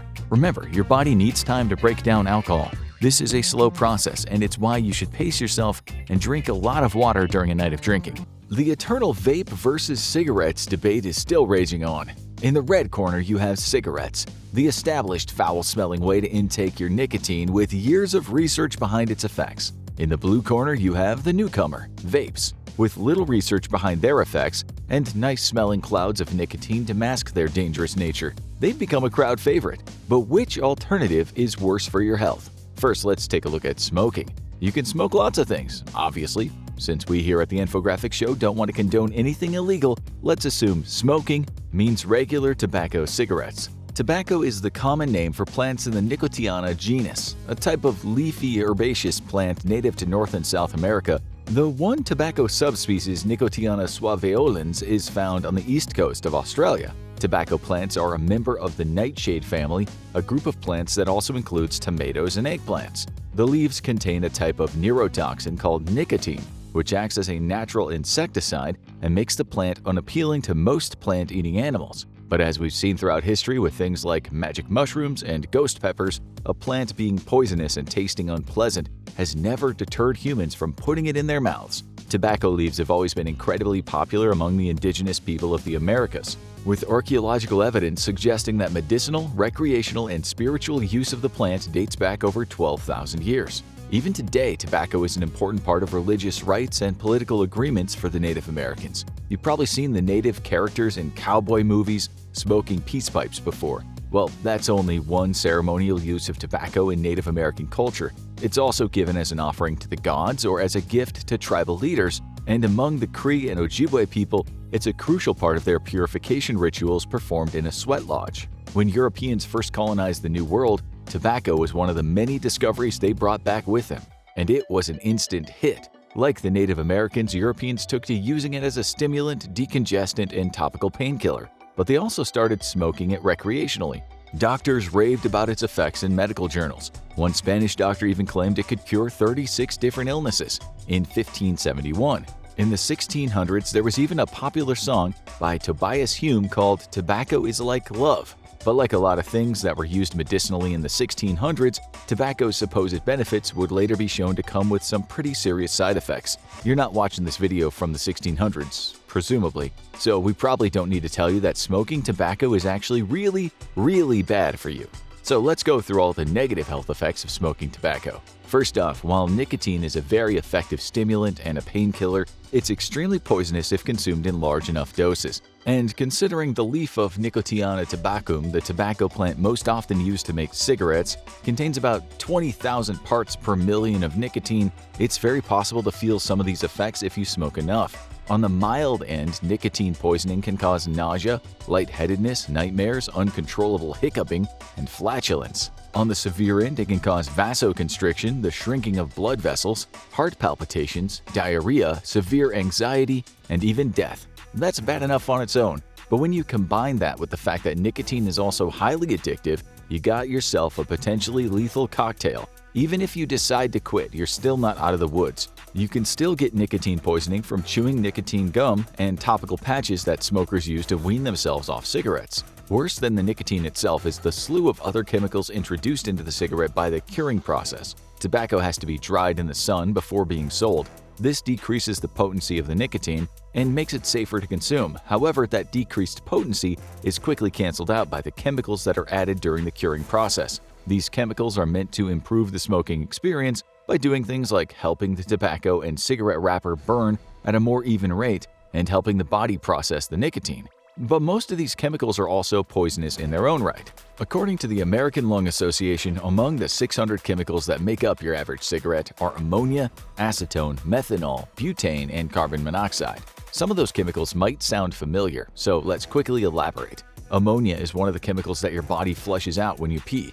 It's typically also used to bleach hair and as a component of explosives. Acetone is commonly available as a paint remover. Butane is highly flammable and normally sold as barbecue fuel. Carbon monoxide isn't really used for anything, but it is a byproduct of gas stoves and fireplaces that is so toxic you rarely hear about it outside of the sentence, "Make sure to replace the batteries in your carbon monoxide detector." Cigarettes also contain formaldehyde, a preservative used to embalm dead bodies and museum specimens. These chemicals are already pretty scary, but the addition of fire to the equation makes things even more sketchy as it causes those 600 chemicals to combine and remix into more than 7,000 new compounds. At least 69 of these chemicals are proven to be carcinogenic, which is just a fancy way of saying they cause cancer. One of these compounds is known as freebase nicotine, which reaches your brain much faster than normal nicotine when inhaled. In addition to the increased risk for pretty much every type of cancer, smoking also increases your risk of stroke, heart disease, osteoporosis, vision problems, and diabetes. That's a result of the vasoconstriction that we mentioned earlier. When your veins shrink, oxygen can't be distributed through your body as efficiently, and that leads to a whole host of chronic health conditions. One of the most gruesome side effects of smoking is the fact that a lot of those chemical compounds stick around in your lungs even after you've exhaled. These compounds bind together with burnt particulates that enter your lungs along with the smoke, combining together into a sticky black substance called tar, which can seriously clog up your lungs and cause long-term breathing problems. Another big health risk of smoking tobacco is secondhand smoke. This is the reason why smoking indoors is banned in most places, and public smoking is restricted to specific places. Once there's a lit cigarette in an enclosed area, all those fun chemicals dissipate into the air, meaning that if you smoke indoors, you expose everyone around you to the same chemicals that you're putting into your own body. Obviously, it's a much smaller amount, but it can still be a significant health risk. Studies have shown that repeated exposure to secondhand smoke can increase the risk of stroke by 20 to 30% and increase the risk of heart disease by 25 to 30%. And if that wasn't bad enough, a study published in the National Library of Medicine has suggested that there might even be such a thing as third-hand smoke. It sounds crazy, but it's true according to the researchers. You can even be exposed to carcinogens left behind on surfaces that someone has recently smoked around. So yeah, your school's health class teacher was not lying. And those scary PSAs you saw on YouTube weren't exaggerating. Smoking is actually bad for you. No wonder so many people are now quitting smoking and switching to vapes. It's so much cleaner and less addictive, and oh, Most vape juices still contain nicotine? Even some of the ones that advertise themselves as nicotine-free? Well, that's a bummer. Already, that's a mark against vaping, since everything we already said about the nicotine in cigarettes is also true for the majority of vapes. The history of vaping is much shorter than the history of cigarettes. While tobacco companies had been researching nicotine vaporizers and smokeless alternatives to cigarettes since the 60s, the first commercially available electronic cigarette was invented in 2003 by pharmacist Han Lick. Han was a heavy smoker, but after his father's death from lung cancer, he decided to quit. But like a lot of people, he struggled to quit. In 2001, he had the idea to patent an electronic alternative to cigarettes that would vaporize nicotine and give people trying to quit something to mimic the sensation of holding a cigarette. Han had lofty goals for his invention, hoping that someday it would replace cigarettes entirely. Unfortunately, it seems that might not work out. As of the writing of this video, Han Lick has still not successfully quit smoking. Since their invention in 2003, e-cigarettes are now more commonly known as vapes and have evolved into a variety of styles ranging from those designed to look like cigars or pipes to more futuristic designs that can cost up to $200. Regardless of what they look like, most vapes work the same way. They have a mouthpiece, a heating element, a microprocessor, a battery, and a cartridge, which is loaded with e-liquid or vape juice. The atomizer contains a heating element and a wicking material that draws the juice out of the cartridge where it gets vaporized by the heating element, hence the name. Once the liquid is vaporized, it can be inhaled just like regular cigarette smoke. On the face of it, it sounds a lot cleaner than smoking. It's basically just breathing in steam with a bit of nicotine, right? Well, just like with cigarettes, it's not just the nicotine that you have to worry about. Vaping really took off in the West in the 2010s when it evolved its own subculture. The explosion of popularity was so fast, despite most countries not yet having regulations in place, bootleg e-liquid started showing up on the markets. And just like with alcohol during Prohibition, most of the bootleg stuff wasn't exactly made with consumer safety in mind. Back in 2019, the United States experienced an outbreak of over 1,600 cases of unexplained lung injury, 34 of which were fatal. The victims of this mystery illness had one major thing in common: they were all vapers. 92% of patients admitted they'd been using black market THC vape cartridges, while the remainder reported only smoking nicotine. The CDC notes that this might not be entirely reflective of the truth, since many of these victims lived in states where cannabis was illegal at the time. The lung injury, which doctors now call e-cigarette or vaping-associated lung injury, or EVALI for short, is primarily caused by an additive called vitamin E acetate, which is a type of synthetic vitamin E typically used in topical skin cream. Research has suggested that while vitamin E acetate is harmless when applied externally, it might have adverse effects on lung functionality if inhaled. Though this is the prevailing theory, the reality is EVALI could really be caused by any number of chemicals and additives that you can find in vape juice. At first glance, vape juice's typical ingredients seem pretty simple. Most e-liquids contain propylene glycol, which is pretty common in foods and medicine as a solvent. It serves as a base liquid that suspends the nicotine and flavoring. If the e-liquid doesn't use propylene, it'll probably use vegetable glycerin, a food thickening agent, which serves the same purpose but creates a denser vapor.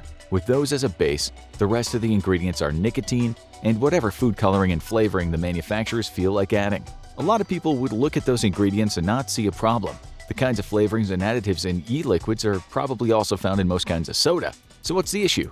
Well, what they're not taking into account is that even though vapes use electronic atomizers instead of fire, they still create carcinogenic substances, even out of non-toxic materials. Since there's still so little regulation on the ingredients of e-liquids, there's always the risk that two perfectly innocent elements, when vaporized, could combine together to create something toxic. There are also plenty of things that, while they're safe to eat, you really shouldn't be inhaling. Take diacetyl, for example. It's got a scary-sounding name, but it's fairly common in artificial flavoring used in the US to flavor things like instant coffee, caramel, fruity drinks, and to add a butter-like flavor to microwave popcorn. It also occurs naturally in some wines. Sounds pretty tasty, but trust us when we say you do not want this stuff getting in your lungs. That's because if it does, you might develop a chronic condition called bronchiolitis obliterans. This nasty illness is colloquially known as popcorn lung due to the fact that the first recognized cases of it were all employees at a microwave popcorn factory in Jasper, Missouri. They spent so much time around the diacetyl that they ended up breathing in enough of it to become toxic. Following the discovery of the disease, a lot of food companies have switched out diacetyl for less harmful flavor compounds, but since it's still approved by the FDA, it still finds its way into a few products. As you can probably guess, flavored vape juice is one of them.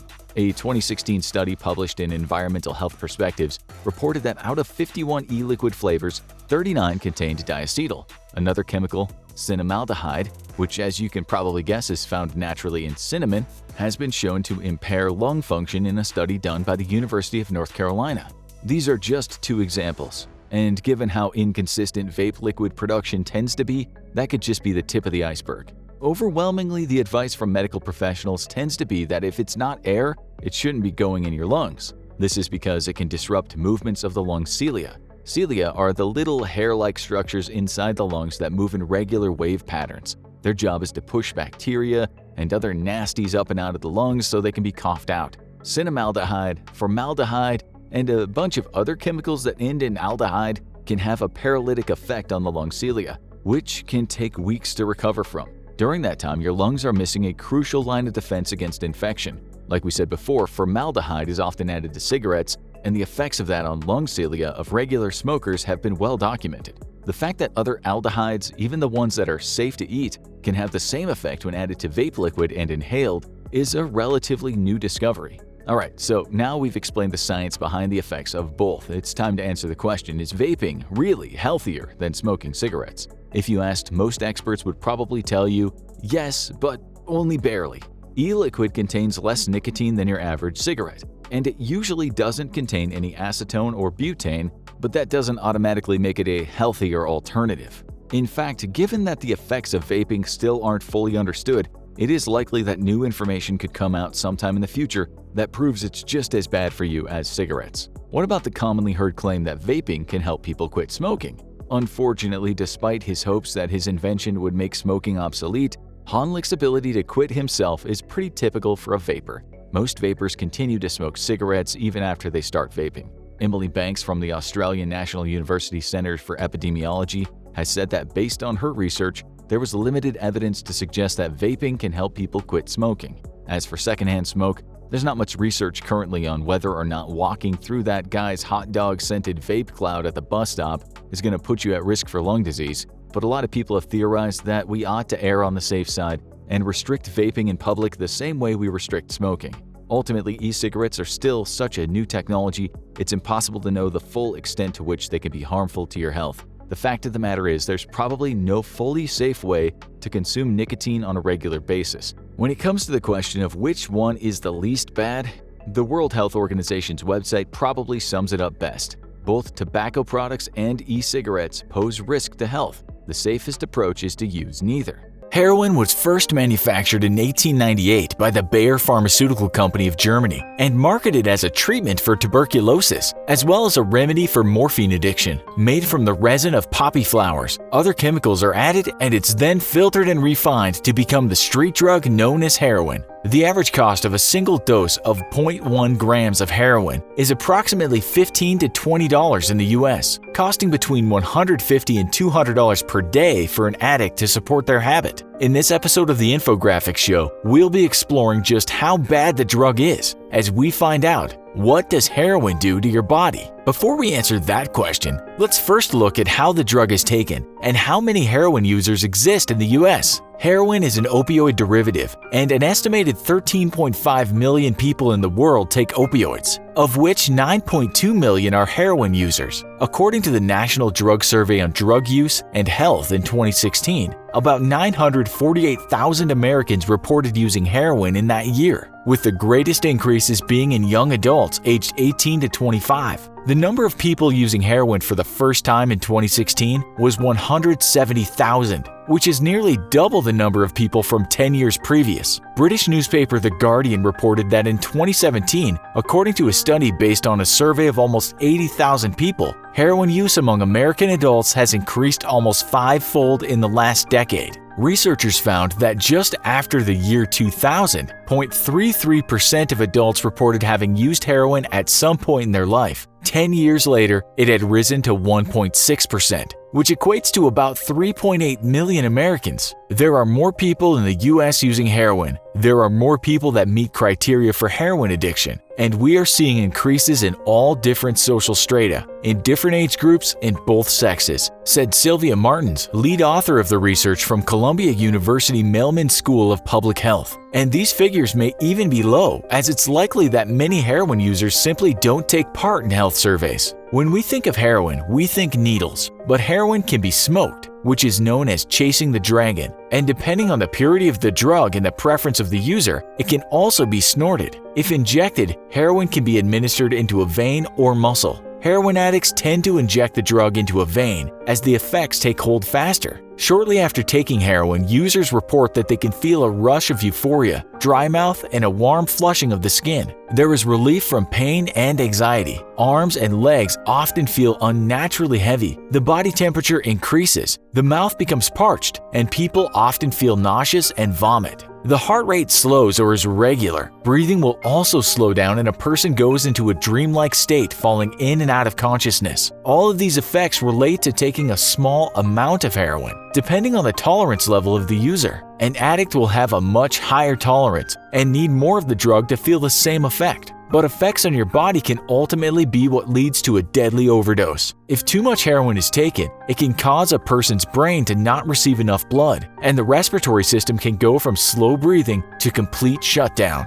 What about the longer-term effects of taking heroin on a regular basis? Unfortunately, the news is not good. You can develop infections of the heart lining and valves, usually as a result of lack of sterile injection techniques. Approximately 70% to 80% of new hepatitis C infections in the US each year are the result of injection drug use. Kidney disease is prevalent among long-term users. Pulmonary complications, which are often infection-related, skin infections and abscesses are common. Oral health problems, including damaged teeth and swelling of the gums, skin problems from scratching, and problems with sexual functioning. Heroin impacts your body and health in a myriad of negative ways in the long term. There's also the potential for permanent organ damage to the liver and kidneys, and brain damage from a lack of oxygen that occurs during overdoses. And chronic heroin users often have lung problems, including tuberculosis and pneumonia. One of the biggest issues with heroin is that it is highly addictive. Physical addiction to heroin means it's very tough to stop taking the drug as the body changes, putting the user through traumatic mental and physical side effects. A user who's been on the drug for some time will have a very high tolerance, making the withdrawal even trickier. When people are addicted to heroin and they try to stop using, they can experience extreme withdrawal symptoms from between 48 and 72 hours to even longer after stopping use. The symptoms can include extreme craving for the drug, restlessness, muscle and bone pain, and vomiting.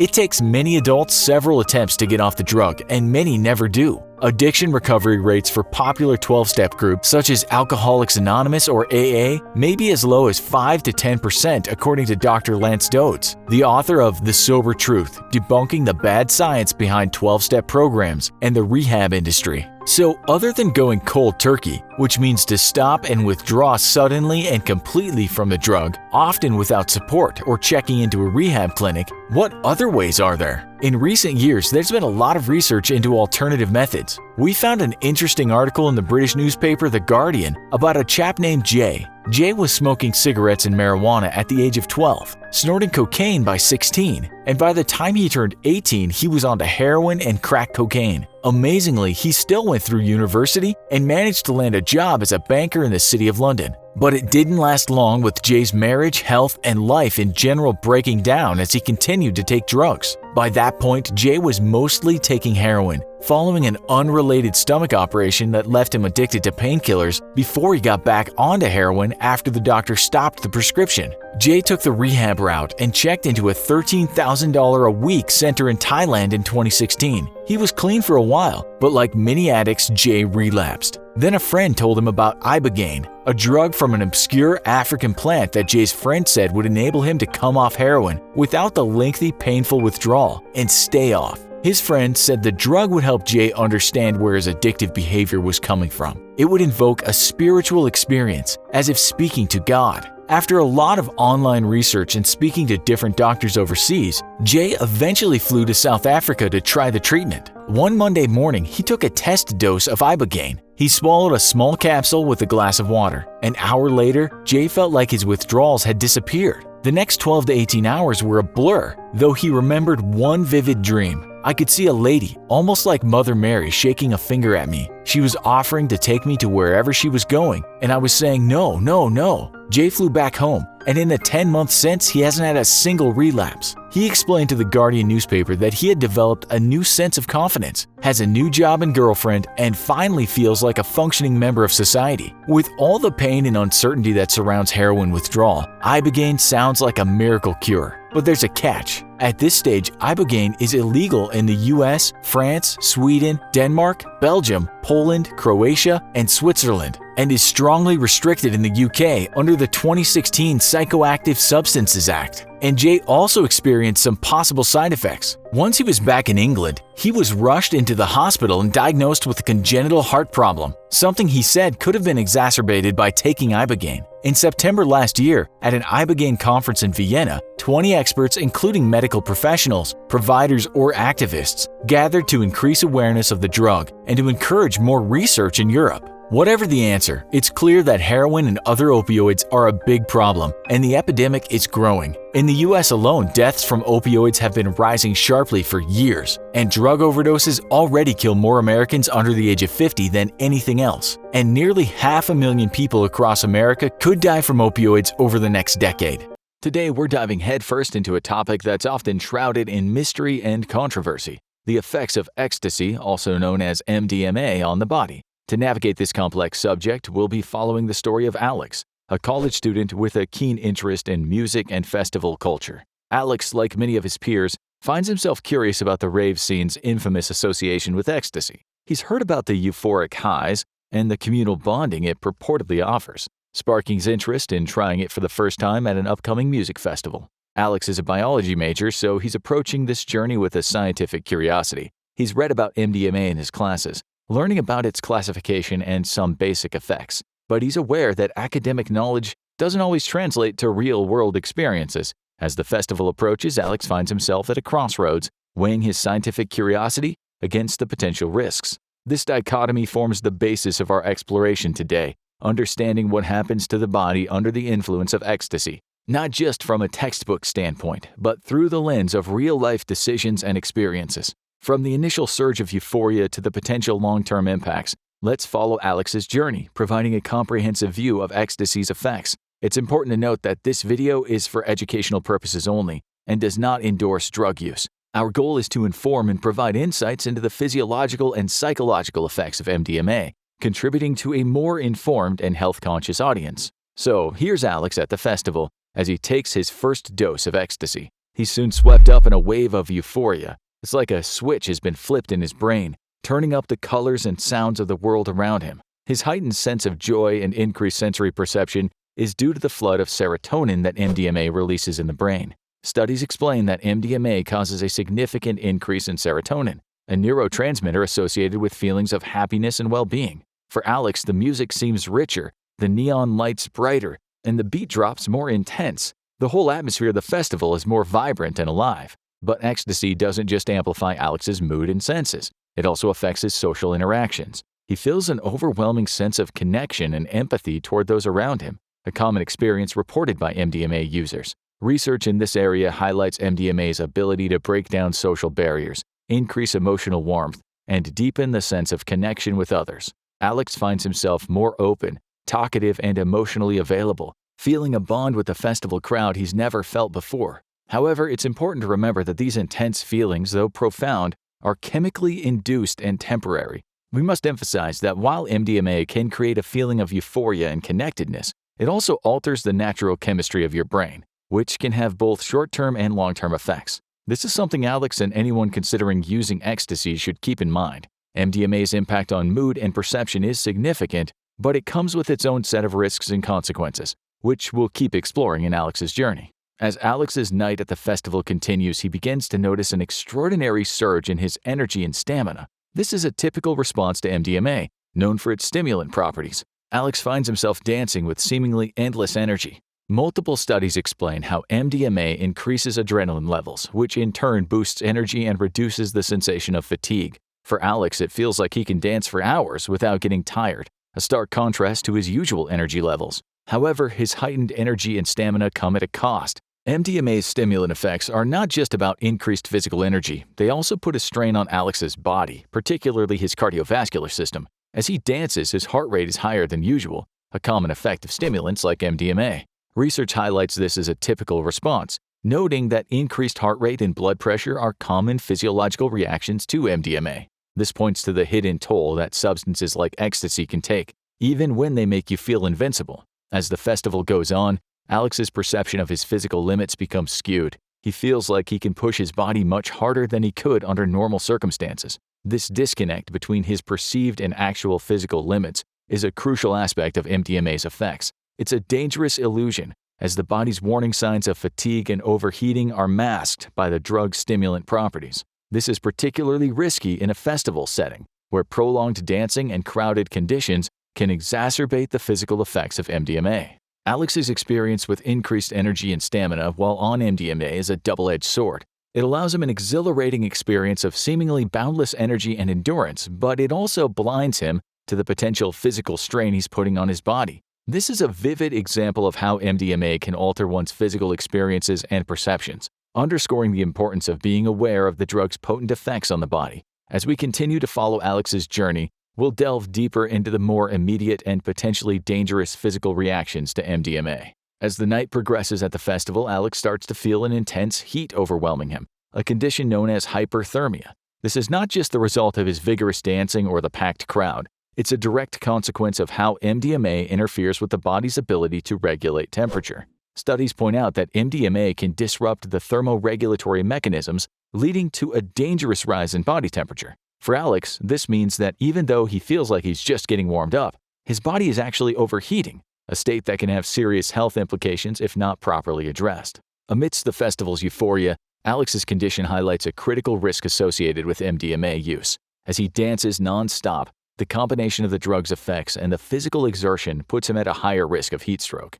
The body's normal cooling mechanisms, such as sweating and vasodilation, are less effective under the influence of MDMA. This means that Alex and others like him might not realize just how much their body temperature has risen, leading to potentially life-threatening situations. Recognizing something's amiss, Alex decides to take a break and seeks a cooler area, a wise decision that likely helps his body recover from the rising temperature.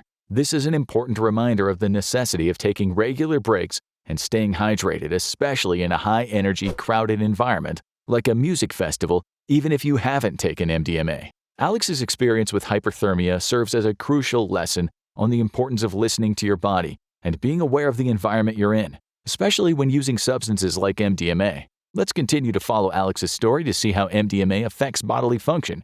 As he cools down and rehydrates, Alex confronts another common challenge associated with MDMA use: dehydration and electrolyte imbalance. Despite the cooler environment, Alex finds himself incredibly thirsty, a symptom often overlooked in the midst of MDMA's more immediate effects.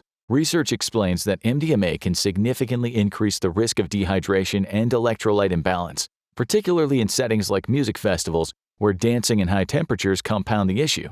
However, Alex also learns that simply drinking water isn't always a straightforward solution. Excessive water intake, especially in response to MDMA-induced thirst, can lead to a dangerous condition known as hyponatremia, where the body's sodium levels become dangerously low. Alex understands now that managing his water intake carefully is crucial, balancing his body's needs without overcompensating. This delicate balance between dehydration and hyponatremia is a critical aspect of MDMA safety that Alex and many like him may not have been aware of. It's not just about drinking water, but also about understanding how MDMA affects the body's fluid regulation.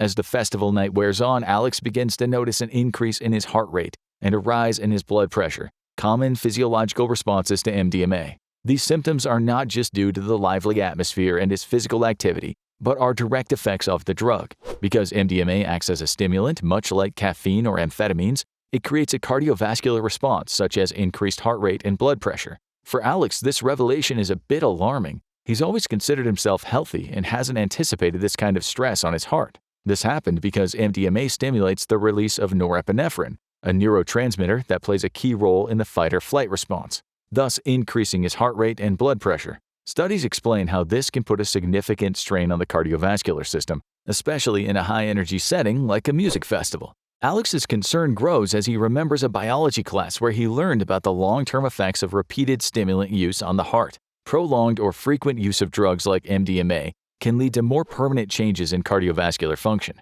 For someone like Alex, who enjoys an active lifestyle and values his health, this knowledge is a sobering reminder of the potential long-term consequences of MDMA use. As Alex takes a moment to sit down and catch his breath, he reflects on the importance of making informed choices about substance use. His experience at the festival, combined with his newfound understanding of MDMA's effects, leads him to a more cautious and thoughtful stance. This part of Alex's journey highlights the significance of understanding the immediate and long-term impacts of MDMA on the heart, providing a crucial perspective for anyone considering its use. It's a reminder that while the short-term effects may be appealing, they come with risks that should not be overlooked. As the festival continues, another effect of MDMA becomes apparent to Alex: a significant loss of appetite. Despite the long hours of dancing and the energy he's expended, he realizes he hasn't felt hungry at all.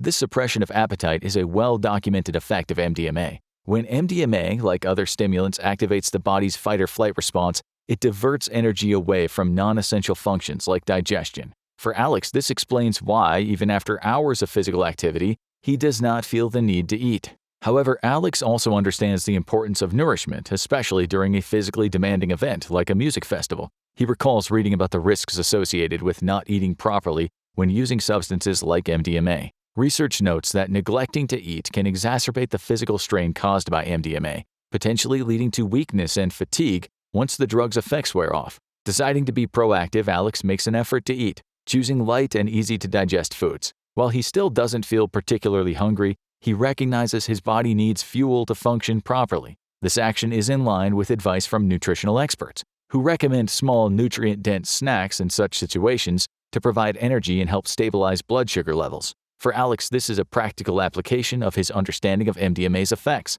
balancing the drug's impact with the need to maintain his physical well-being. This part of Alex's story emphasizes the importance of holistic self-care when engaging in activities that involve substance use. It's a valuable lesson in not just understanding the pharmacological effects of a drug like MDMA, but also in recognizing how it can impact routine bodily functions like hunger. Alex's experience serves as a reminder that taking care of one's basic needs is crucial, especially in situations where normal bodily clues might be altered or suppressed. As the vibrant night at the festival unfolds, Alex encounters yet another physical effect of MDMA: jaw clenching and teeth grinding, medically known as bruxism. This involuntary reaction is quite common among ecstasy users. Alex notices he's been clenching his jaw more often and more intensely as the night progresses, caused by the drug's action on the central nervous system and heightened emotional states. For Alex, this new awareness is slightly unsettling as he realizes the involuntary nature of this physical response. The impact of bruxism isn't just discomfort. It can have longer-term effects on dental health. Alex remembers a conversation with a friend who mentioned experiencing dental issues after frequent MDMA use. Research confirms that repeated episodes of jaw clenching and teeth grinding can lead to dental wear, increased tooth sensitivity, and even damage to the jaw joints over time. For Alex, someone who's always taken pride in his smile, this knowledge is a cause for concern. In response to this realization, Alex tries to consciously relax his jaw and takes breaks from dancing to help reduce the tension. He chews on some gum, a common practice among MDMA users, as suggested in online forums and harm reduction guides. While it's a temporary solution, it helps alleviate the discomfort a bit. As the effects of MDMA begin to wane, Alex starts to experience a shift in his mental state, a common occurrence during the come-down phase. He feels a growing sense of anxiety and a touch of paranoia, starkly contrasting the euphoria he felt earlier. This change is not unusual, as studies have shown that the after effects of MDMA can include heightened anxiety and mood swings. Research has shown how the depletion of serotonin levels post-MDMA use can lead to those negative emotional states. The come-down phase brings a new set of challenges for Alex. He finds himself grappling with feelings of unease and a sense of disconnect from the joyous connectedness he experienced earlier. This is a psychological reversal, illustrating the transient and artificial nature of the drug-induced euphoria. Alex recalls reading about the potential for mood disturbances and depressive symptoms in the days following MDMA use. Thankfully, he knows that these effects are temporary, albeit uncomfortable. As the festival comes to an end, the sun begins to rise and Alex reflects on his experience. He realizes the importance of self-care during this come-down phase, knowing that rest, hydration, and a supportive environment are crucial for recovery. This period of introspection is crucial for Alex as it reinforces the understanding that MDMA's effects are far-reaching, influencing not just the moments of peak experience, but also the subsequent hours and days. Alex recovers from his night at the festival. He starts to ponder about the potential long-term neurological impacts of MDMA use, something he's only briefly considered before. His curiosity leads him to delve into scientific research, where he discovers a study detailing how repeated MDMA use can lead to changes in brain structure and function. These changes are particularly evident in areas related to emotion, memory, and decision-making. For Alex, a student with aspirations for a career in science, this information is particularly striking. The realization that MDMA could potentially alter his brain's functioning in the long run gives him pause, making him reconsider the frequency and context of his drug use. One of the most concerning aspects Alex learns about is the potential for MDMA to cause neurotoxicity, a term he remembers from his neuroscience class. Neurotoxicity refers to the damage that certain substances can cause to the nervous system, and in the case of MDMA, this can lead to a reduction in serotonin transporters in the brain. Studies show that this reduction can have significant implications for mood regulation, cognitive function, and overall mental health. Alex begins to understand that while the immediate effects of MDMA may be appealing, they come with a hidden cost that might not be immediately apparent. Another aspect that Alex considers is the role of MDMA in potentially exacerbating or triggering mental health issues. He reads a research paper that discusses the link between MDMA use and the onset of psychiatric disorders in susceptible individuals. This risk, compounded by the drug's impact on brain chemistry, suggests a complex relationship between MDMA use and mental health. For Alex, this information is a crucial factor in his decision-making process regarding MDMA use, as he weighs the short-term experiences against potential long-term mental health implications. Remember, staying informed and making conscious choices are key to navigating these experiences safely and responsibly. Some call it the elixir of the gods, others call it hooch. A fancy cocktail might taste good, but it comes at a price: your health. Let's find out what the actual benefits are to giving up alcohol. Seconds after you stop drinking, your liver slowly filters out the toxins and sugars found in the alcohol. The molecule ethanol is what makes you feel drunk. It does this by binding to receptors in your brain. Most notably, ethanol binds to glutamate neurotransmitters, which in turn causes the brain to respond slower to stimuli. Along with glutamate neurotransmitters, there are several other receptors that ethanol binds with that slows brain function.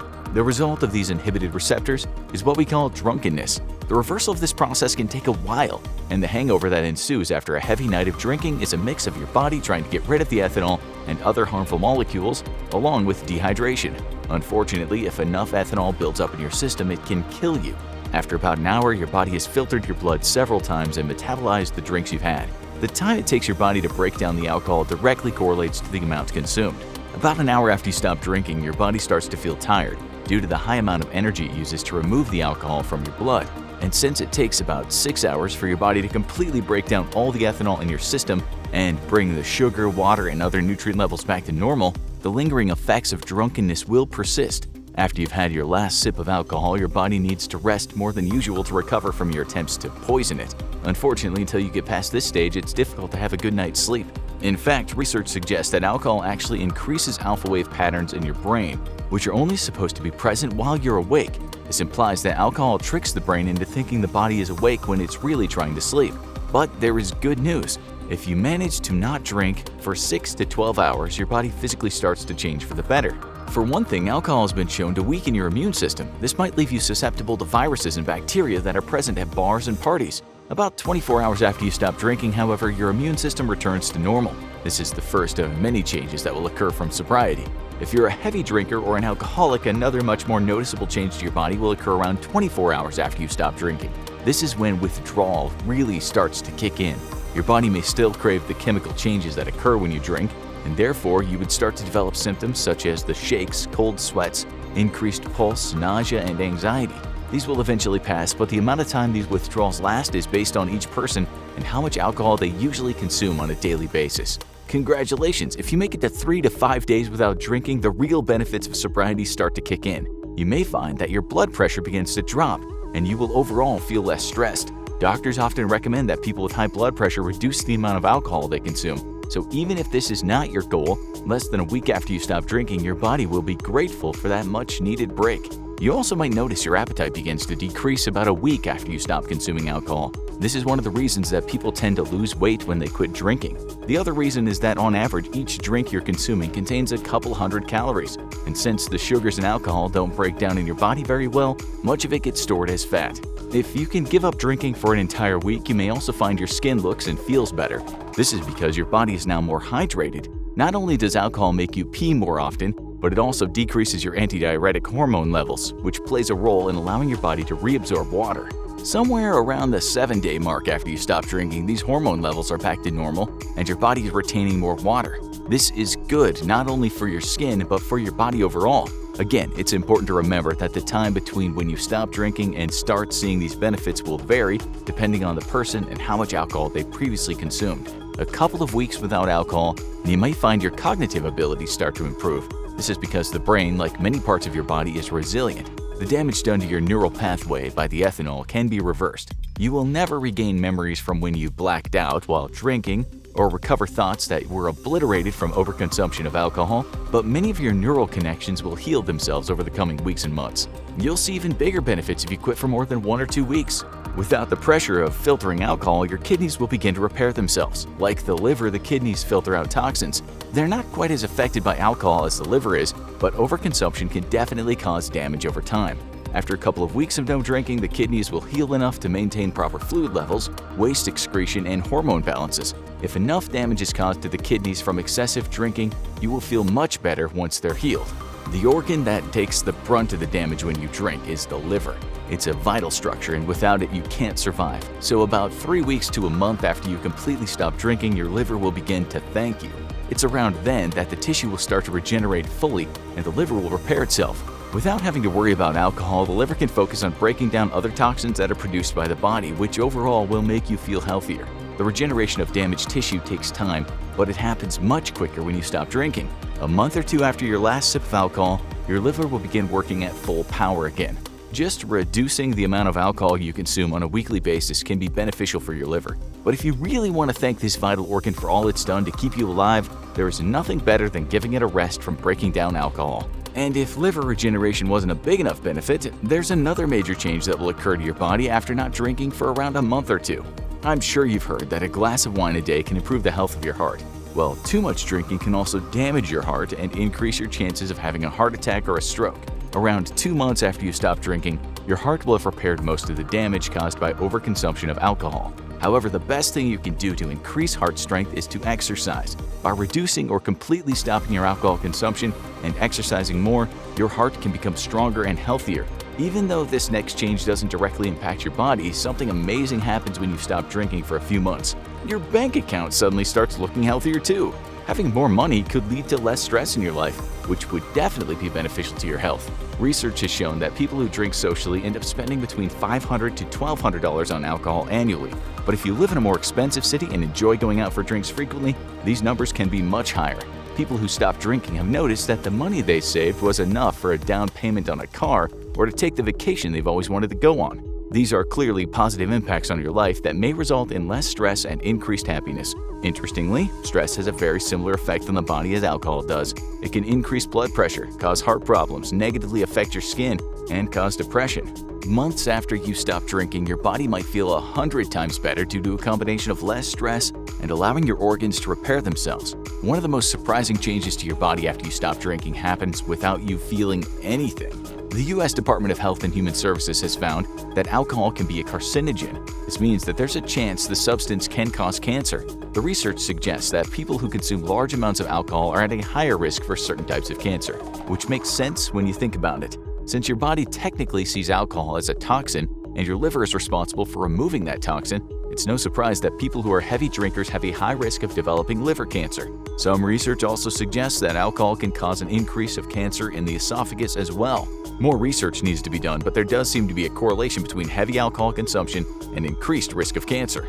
This means that once you stop drinking, you're actually lowering your chances of your body developing cancer, and this benefit doesn't just persist for a few years, but for the rest of your life.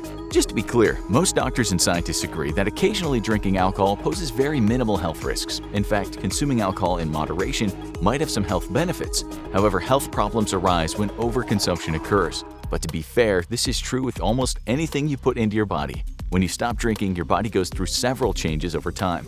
But even if you only reduce the amount you drink, similar beneficial effects can occur. If you're planning to do something like Sober January or want to cut off alcohol for a bit and see how it goes, just know that you will definitely feel better after the initial shock to your system. However, the health effects that come from long-term sobriety probably won't occur in just a single month.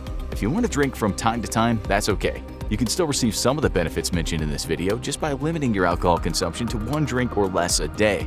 By reducing alcohol intake, your body can recover and you can live a long and happy life, while also having a glass of hooch every now and then. Where there's a will, there's a way is a famous proverb, meaning that if someone is determined enough to do something, they'll find a way to accomplish it regardless of the obstacles. This is especially true as it pertains to drug cartels, who will do just about anything to ensure their products get delivered to their clients in the US. So what are some methods that are used to sneak drugs past Border Patrol? Well, let's put it to you this way. If you can think it, odds are it's been attempted before.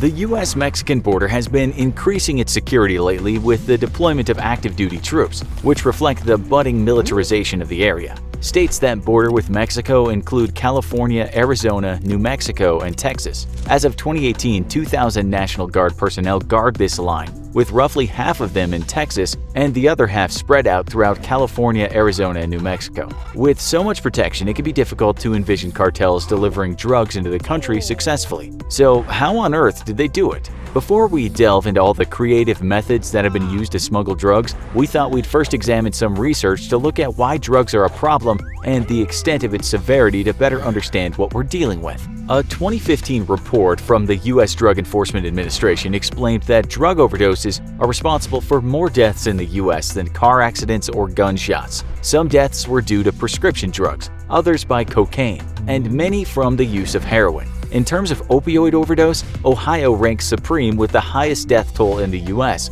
About 5,000 people are said to die from opioid overdoses in Ohio each year. This state also has some of the largest female prison populations in the country, with 35% of charges against women being drug-related. Drugs are an extremely powerful substance that can control the mind like an unstoppable force. Experiments on rats in the 1970s provided us with a lot of information on the issue. Scientists found that when given the opportunity, rats would choose to consume heroin or cocaine relentlessly to the point of destroying their bodies and brains until death overcame them through overdose. It can be difficult to resist because drugs trigger the pleasure center part of the brain, which reinforce an organism to consume more of the substance. This explains why campaigns that preach the slogan "Just Say No" often prove to be ineffective at stopping drug use. Drugs can magically alter our moods and shift us from feeling depressed and lonely to being happy and optimistic. Thus, it can be difficult to just say no to a solution for your awful feeling. Not all drugs are bad, and under the right circumstances, when monitored by a medical professional, they can be extraordinarily helpful for relieving the suffering of people who are experiencing very painful medical conditions. We spoke with some clinicians who explained that if there's a high rate of abuse or suspicion of drug abuse, this can often make doctors uneasy about prescribing certain prescription medications in fear of aiding the development of addiction. This can be extraordinarily difficult for people who truly need it for moderate to severe discomfort.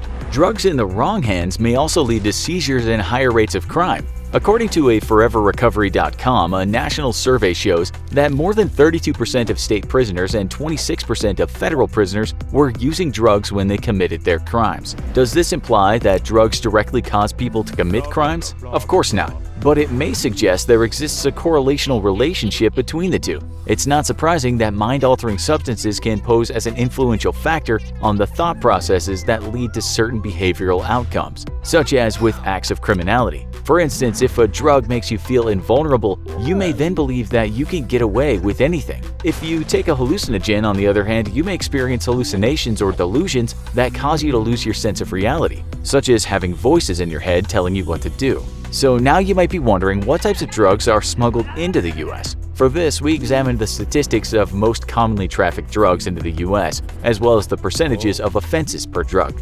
Going in ascending order, statistics show that oxycodone consists of 4.6%. Heroin has higher rates up to 9.8%. Crack cocaine is set at 13.1%, and marijuana resides at 21.5%. Cocaine and methamphetamine consist of the most commonly smuggled drugs at roughly 24%. Although Mexico isn't the only culprit, it is said to be the source of most forbidden drugs that enter the US. Now we can turn to the question you've been patiently waiting for. How do they do it? When you see how heavily guarded the border crossing is, it might appear impossible. Yet there are a multitude of creative and ingenious ways that drugs have attempted to get across. Our first examples relate to the use of smuggling drugs by air from the ground. This includes the use of catapults. Now, we can guess what you're probably thinking right now. A catapult? Really? In multiple instances, cartels were caught using giant catapults to hurl drugs over the border into the US, where someone would retrieve them on the other side of the fence. Catapults have been found on numerous occasions on the Arizona-Mexican border, flinging sacks filled with drugs roughly 328 feet. To put this into better perspective, that's further than the height of London's Big Ben clock tower if this iconic landmark were to be propped horizontally across a large stretch of land. Talk about jumping the fence. In some instances, t-shirt cannons were also used to shoot drugs over the border. This may be unsurprising when considering that this staple of sporting events has often been used to fire contraband into prison yards as well. Mexican authorities also found and seized a homemade bazooka that was being used to launch marijuana into the United States. NPR explained that this bazooka had been adapted specifically to use a compressor for shooting out drugs. Mexican officials seized some 1,800 pounds worth of marijuana that may have reached the US by use of this bazooka. Finally, it may come to no surprise that drug smugglers would utilize the advent of drones. The Washington Examiner reported data showing that 15 drones had been spotted between Tijuana, Mexico, and Southern California from late 2017 to 2018. These drones carried drugs attached to them while flying over the border. Drones are also often used to spy on Border Patrol agents with a camera from hundreds of feet above. Since federal law enforcement agents do not yet have any tools for detecting drones, they must mostly rely on their eyes and ears. Even if they do spot one, however, they cannot shoot it down with their guns without approval, which leaves them pretty helpless to do anything about it for the most part. Also, because a person flying a drone can operate it from a few hundred feet to a couple of miles away, he may be very tough to locate. For this reason, owners of drones have often been able to avoid capture by US federal law enforcement. So, the next time your curiosity consumes you and you decide to use your drone to harmlessly spy on your neighbor's newly installed backyard swimming pool, you might consider that you're using a device that a drug smuggler would love to have his hands on. Your neighbor, however, probably won't be too thrilled about it, and you might overhear some yelling that sounds sort of like, "Darn you crazy kids!" We hope for their sake and yours that they're not in the middle of skinny dipping when you do this. That could be a disturbing and embarrassing scene. So we've discussed methods of drug smuggling by air, but what about underground? In 1990, a tunnel was discovered which ran 273 feet under the ground from a luxurious home in Agua Prieta, Mexico, to a warehouse in Arizona. Oddly, this tunnel was equipped with electrical lighting, a drainage system, and a trolley for transporting the drugs. An entire fancy operation was being conducted beneath the surface, and no one had any idea. What made it even more high-tech, according to InsightCrime.org, was that it possessed a hidden switch inside the luxury home that, when activated, boosted a pool table and concrete slab below it high into the air to open the way to a narrow shaft below. We must admit, that sounds pretty cool. One of the biggest tunnels was discovered in April 2016. It ran half a mile from a house in Tijuana, Mexico, to an industrial property in San Diego. It also was equipped with lighting, rails, and a ventilation system. The tunnel was designed to transport huge amounts of drugs. We're talking tons. This just goes to show how far people are willing to use their ingenuity when it comes to earning profit from dealing drugs. We suppose this is what you get when you combine drugs with too much spare time. Now let's delve into some of the most insane ways that drugs have been attempted to smuggle into the US. From cargo boxes to the inside of cars, there are many imaginative and innovative methods people have utilized in the attempt to sneak drugs into the US. Often, religious items, relics, or associations have been used by smugglers to appear innocent, wholesome, and to try to evade suspicion. This was the case in 2013 when 3 women from Colombia attempted to smuggle 4.4 pounds of cocaine that was strapped to their legs while they were dressed as nuns. Crossing the Mexican-United States border into Texas in 2008, an elderly woman was found driving with a 7-pound memento, a statue of Jesus. She probably thought that being old in combination with possessing a religious item would make her appear like the epitome of virtue. But she underestimated the powerful smelling ability of canine noses. Drug-sniffing dogs went crazy over the statue's scent, but initially officials didn't find any drugs inside of it. They later found that this was because the statue itself was the drug. It was molded out of plaster that had been mixed with the cocaine. We're not entirely sure how the receivers of the statue planned on taking the cocaine from it, but we suppose they would have thought of some way to do it. Still, if you find yourself putting forth a lot of effort to erode a Jesus statue for a hit, it's possible that it may be time to reassess what you're doing with your life. This occasion wasn't the first time an elderly woman was used to cross the border with drugs. On August 8, 2018, an 81-year-old woman was also driving in her car when she was stopped by CBP agents. The dogs also smelled something suspicious radiating from her vehicle, a 2011 Chrysler 200. Upon investigation, agents discovered $870,000 worth of heroin stashed inside. Now, we don't mean inside the car in plain view, like on top of the seat.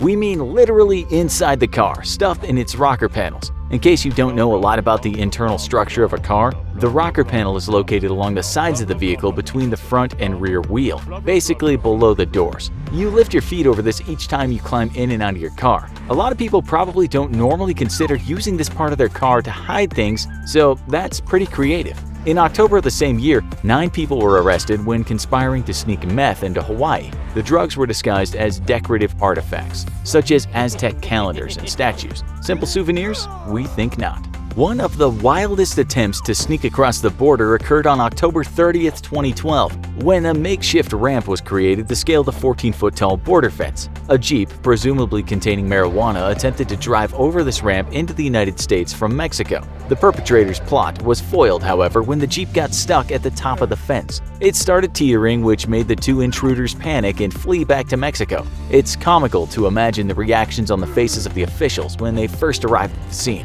They probably mumbled something to each other like, "Well, now I've seen everything." Although our next examples did not occur at the US border, we think these make for honorable mentions. We must use full disclosure though and warn you that these methods may be disturbing, and we wouldn't recommend that you continue watching if you have a weak stomach or tend to get queasy easily. As we've discussed, people will use just about anything to smuggle drugs, including their own bodies. The best known method for this is to ingest tightly wrapped balloons full of drugs and transport them in the stomach. This is not only disgusting, but dangerous. In 2015, a 24-year-old Brazilian man was on a flight to Dublin from Lisbon. Out of nowhere, he became fiercely agitated before collapsing to the floor. He was later found dead after 1 out of 80 pellets holding nearly 2 pounds worth of cocaine burst in his stomach. In December 2012, a Colombian woman flying to Berlin tried to smuggle drugs inside breast implants. She probably figured that she'd get away with it because airport officials wouldn't dare ask to search her there in fear of being accused of sexual harassment. She could have gotten away with it if she didn't start complaining of severe pain. The agony became too unbearable to endure any longer, which pushed her to admit that she was carrying 2.2 pounds of cocaine in her breasts and seek help. More recently, in 2018, a Brazilian man wanted to transport 2.2 pounds of cocaine into Portugal. He did this by using padded swim trunks. The drugs were stored inside a pair of fake butt cheeks made of 2 cushion-like implants that were attached to his shorts. We suppose that, like the breast implant woman, he thought he could get away with pretending to have a huge rear end. If officials grew suspicious and asked to search him, he could simply act insulted and say something like, "No, I'm not carrying anything. That's just my butt. Hands off, please." But the man did not fool anyone, and police quickly caught on to his scheme. Did you know that mice like to partake of the green stuff? Well, at least that's what a group of police officers tried to claim. In 2018, the upper management of a police department near Buenos Aires, Argentina, performed an inspection of impounded drugs. Curiously, out of the approximately 6.6 tons of confiscated cannabis that had been stored in a police warehouse for the past 2 years, only 6 tons could be accounted for. When questioned by a judge, a police commissioner claimed that the mice ate over half a ton of marijuana. Forensic experts from Buenos Aires University debunked the commissioner's explanation, saying that with their excellent sense of smell, mice wouldn't mistake the drug for food. Also, if they'd eaten large quantities of cannabis, a lot of mouse corpses would have been found in the warehouse. 8 policemen ended up fired, and the commissioner was investigated by the court to determine if the missing drugs were the result of expedience or negligence. That might be a funny incident, but how common is it for confiscated drugs to go missing? What actually happens to drugs seized by police? Generally, the procedure is determined by where the bust happened.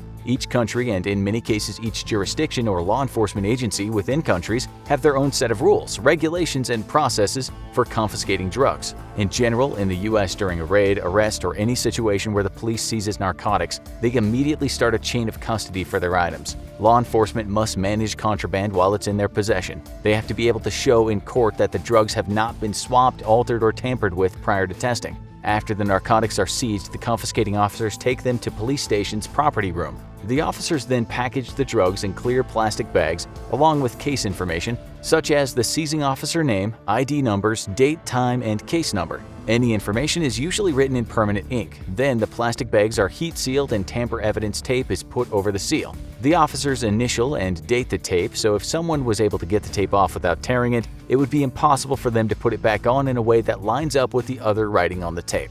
Once sealed, the drug packages are submitted to the evidence management unit, who forwards them to a crime lab or a forensics unit, either in-house or off-site. The lab tests the drugs to positively identify exactly what the substance is. The drug ID provided by testing is crucial in helping law enforcement to file charges and make cases. Minus the small amount used for testing, the crime lab or forensics will return the drugs to the evidence management unit for storage pending case disposition.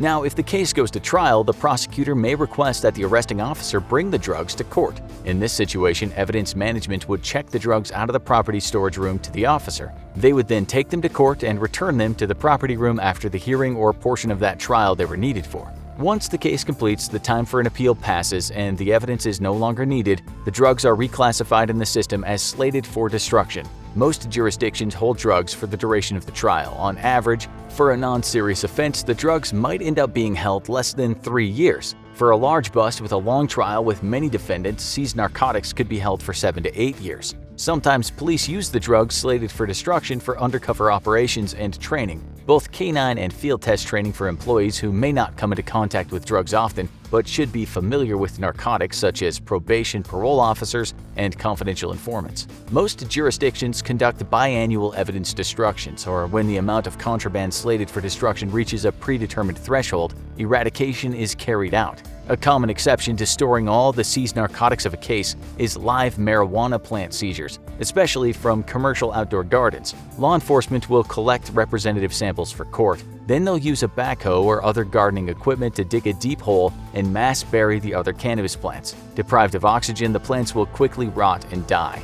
For destruction, law enforcement agencies have many agreements with local funeral homes, factories, or hospitals to incinerate the contraband. Generally, incinerators burn hot enough to quickly and rapidly destroy the drugs while not producing smoke.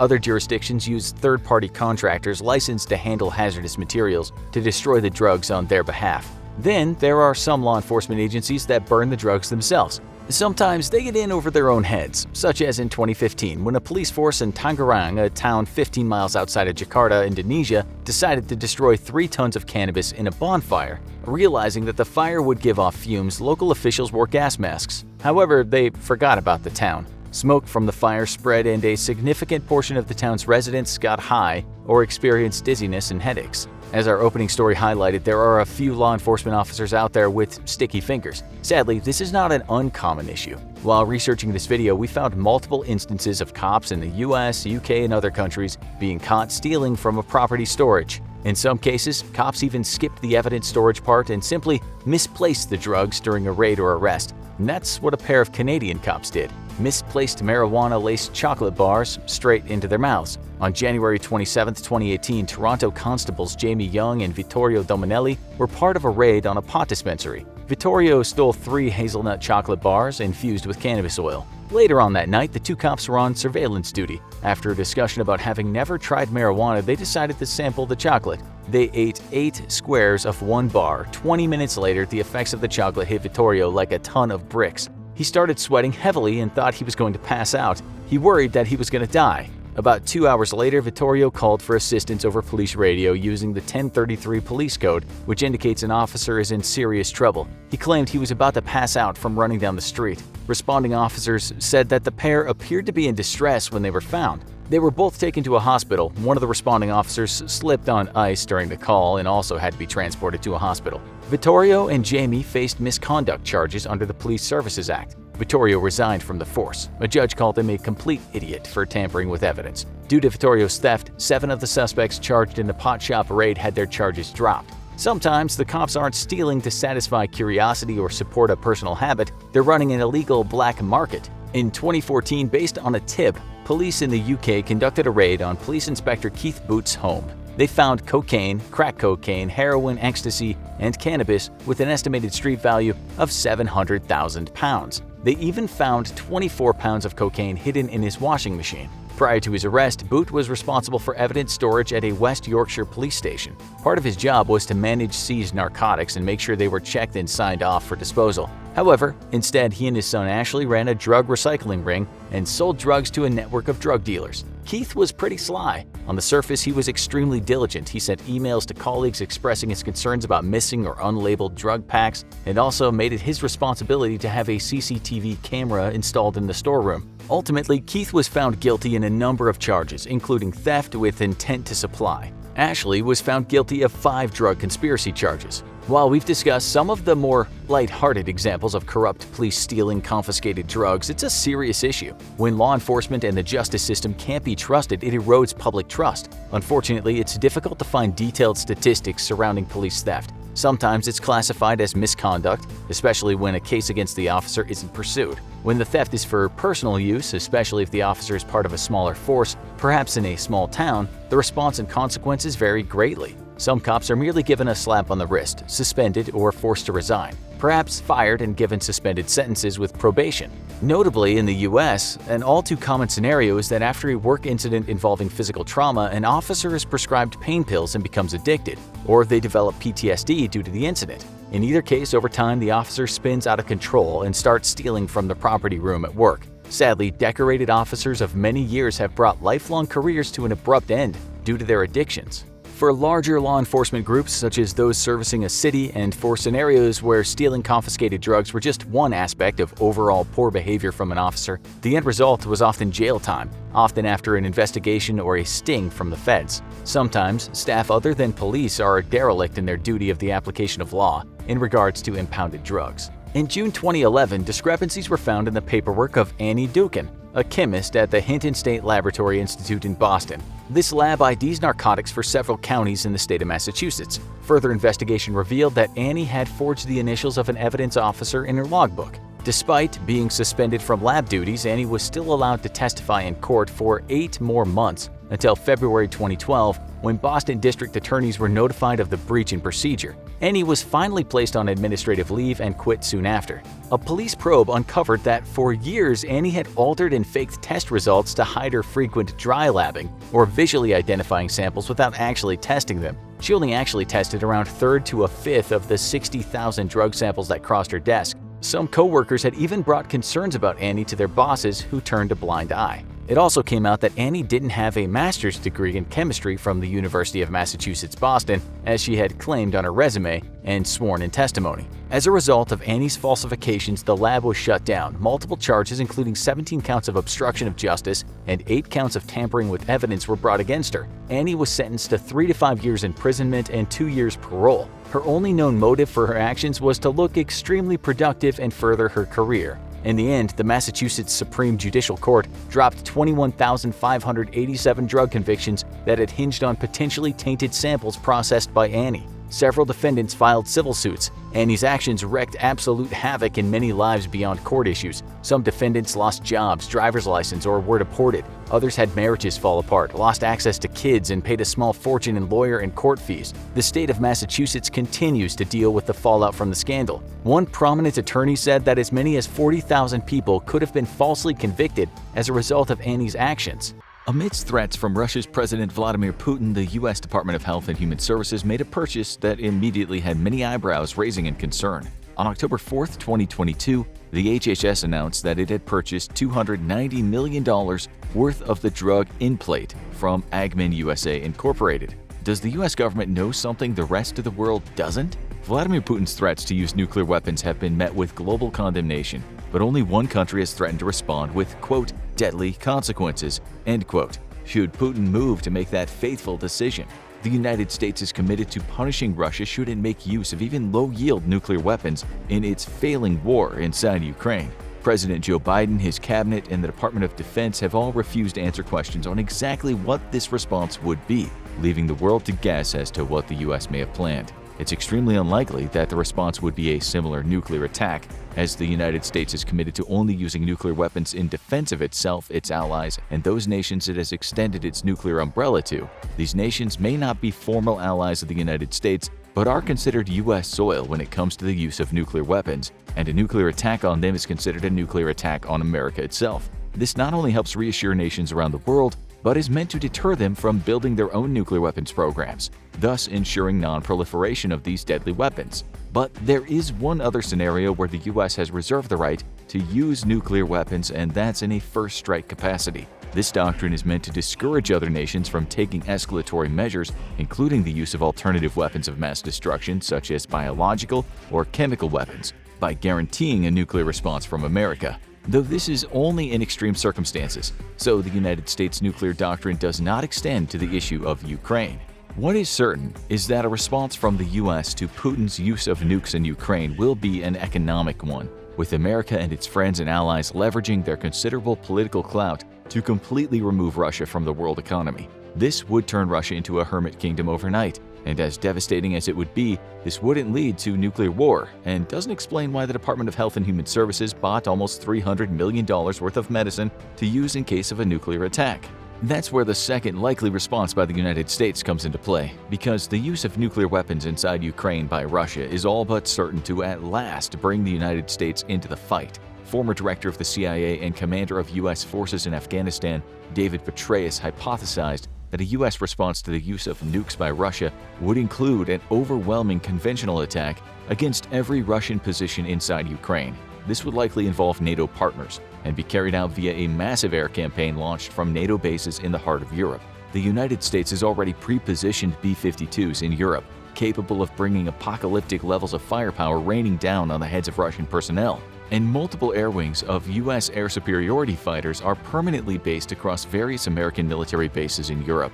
Under pressure from Ukrainian forces, Russian forces would quickly collapse under the weight of American air power, even accounting for inevitable losses from Russian air defenses. U.S. stealth aircraft could also reach targets that Ukraine simply cannot, such as logistics hubs, lines of communication, and command and control nodes deep in the rear areas. Staging grounds in Crimea would certainly come under direct attack, and the Kerch Bridge, recently bombed, likely by the Ukrainians, would certainly be eliminated.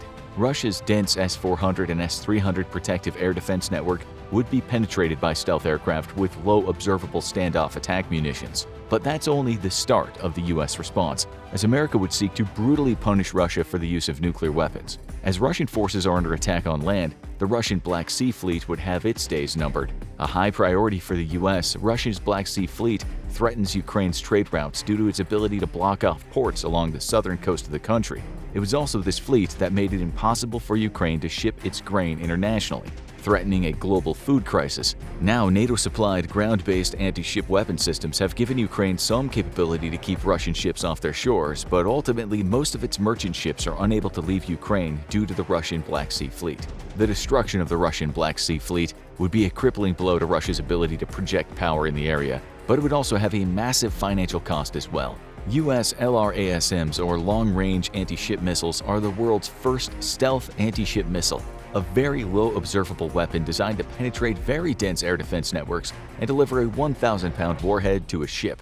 A single blow from an LRASM can be enough to sink smaller to medium-sized vessels, such as a destroyer, if it hits it in the right place. With billions of dollars of hardware sent to the bottom of the Black Sea, Russia would not only take a massive military hit, but a financial one as well. And all that hardware would take decades to replace after tallying the effects of the current and future sanctions alongside a shrinking economy. There's no question that a US response would be devastating for Russian forces, but perhaps that's exactly why the Department of Health and Human Services has proactively bought nearly $300 million in drugs designed to fight radiation sickness. Suffering such an overwhelming and humiliating defeat, Vladimir Putin would have two options: admit defeat and end the war, or escalate further with nuclear attacks against the US. There's no evidence that Russia is actually moving to use nuclear weapons, and it's unknown if the DHHS is buying these drugs in response to any expected attack. What is known is that the purchase was undertaken under the authority of the 2004 Project BioShield Act, which was meant to better prepare the US against nuclear, chemical, or biological attack. Nplate is used for both adults and children to treat extreme blood loss that occurs after severe radiation exposure. Because radiation can destroy blood platelets, small wounds can lead to huge bleeds, endangering lives. Nplate stimulates the body's natural ability to build platelets, so as to rebuild the ability to clot blood and thus avoid bleedouts. It's not known exactly how many doses were bought, but it does not seem as if they were purchased to send to Ukraine in case of an escalation by Putin. Rather, this seems to be part of the DHHS's plan to keep a steady resupply of emergency medications at constant readiness. Because drugs like these often have a limited shelf life, the agency regularly buys drugs to replace those which are soon to expire, giving the soon-to-be expired drugs back to the manufacturer to quickly sell on the marketplace. This makes procurement costs cheaper for the government and ensures a ready supply in case of emergency. The Department of Health and Human Services may simply be further enhancing its preparedness for a disaster, but the timing is very suspicious. What this means about the future of the Ukrainian conflict is unknown, but as the war drags on and Russian losses mount, the consequences of the war might end up with global and possibly even world-ending repercussions. Now go check out one of our early predictions, and this is how the Russian war in Ukraine ends, or click this other video instead.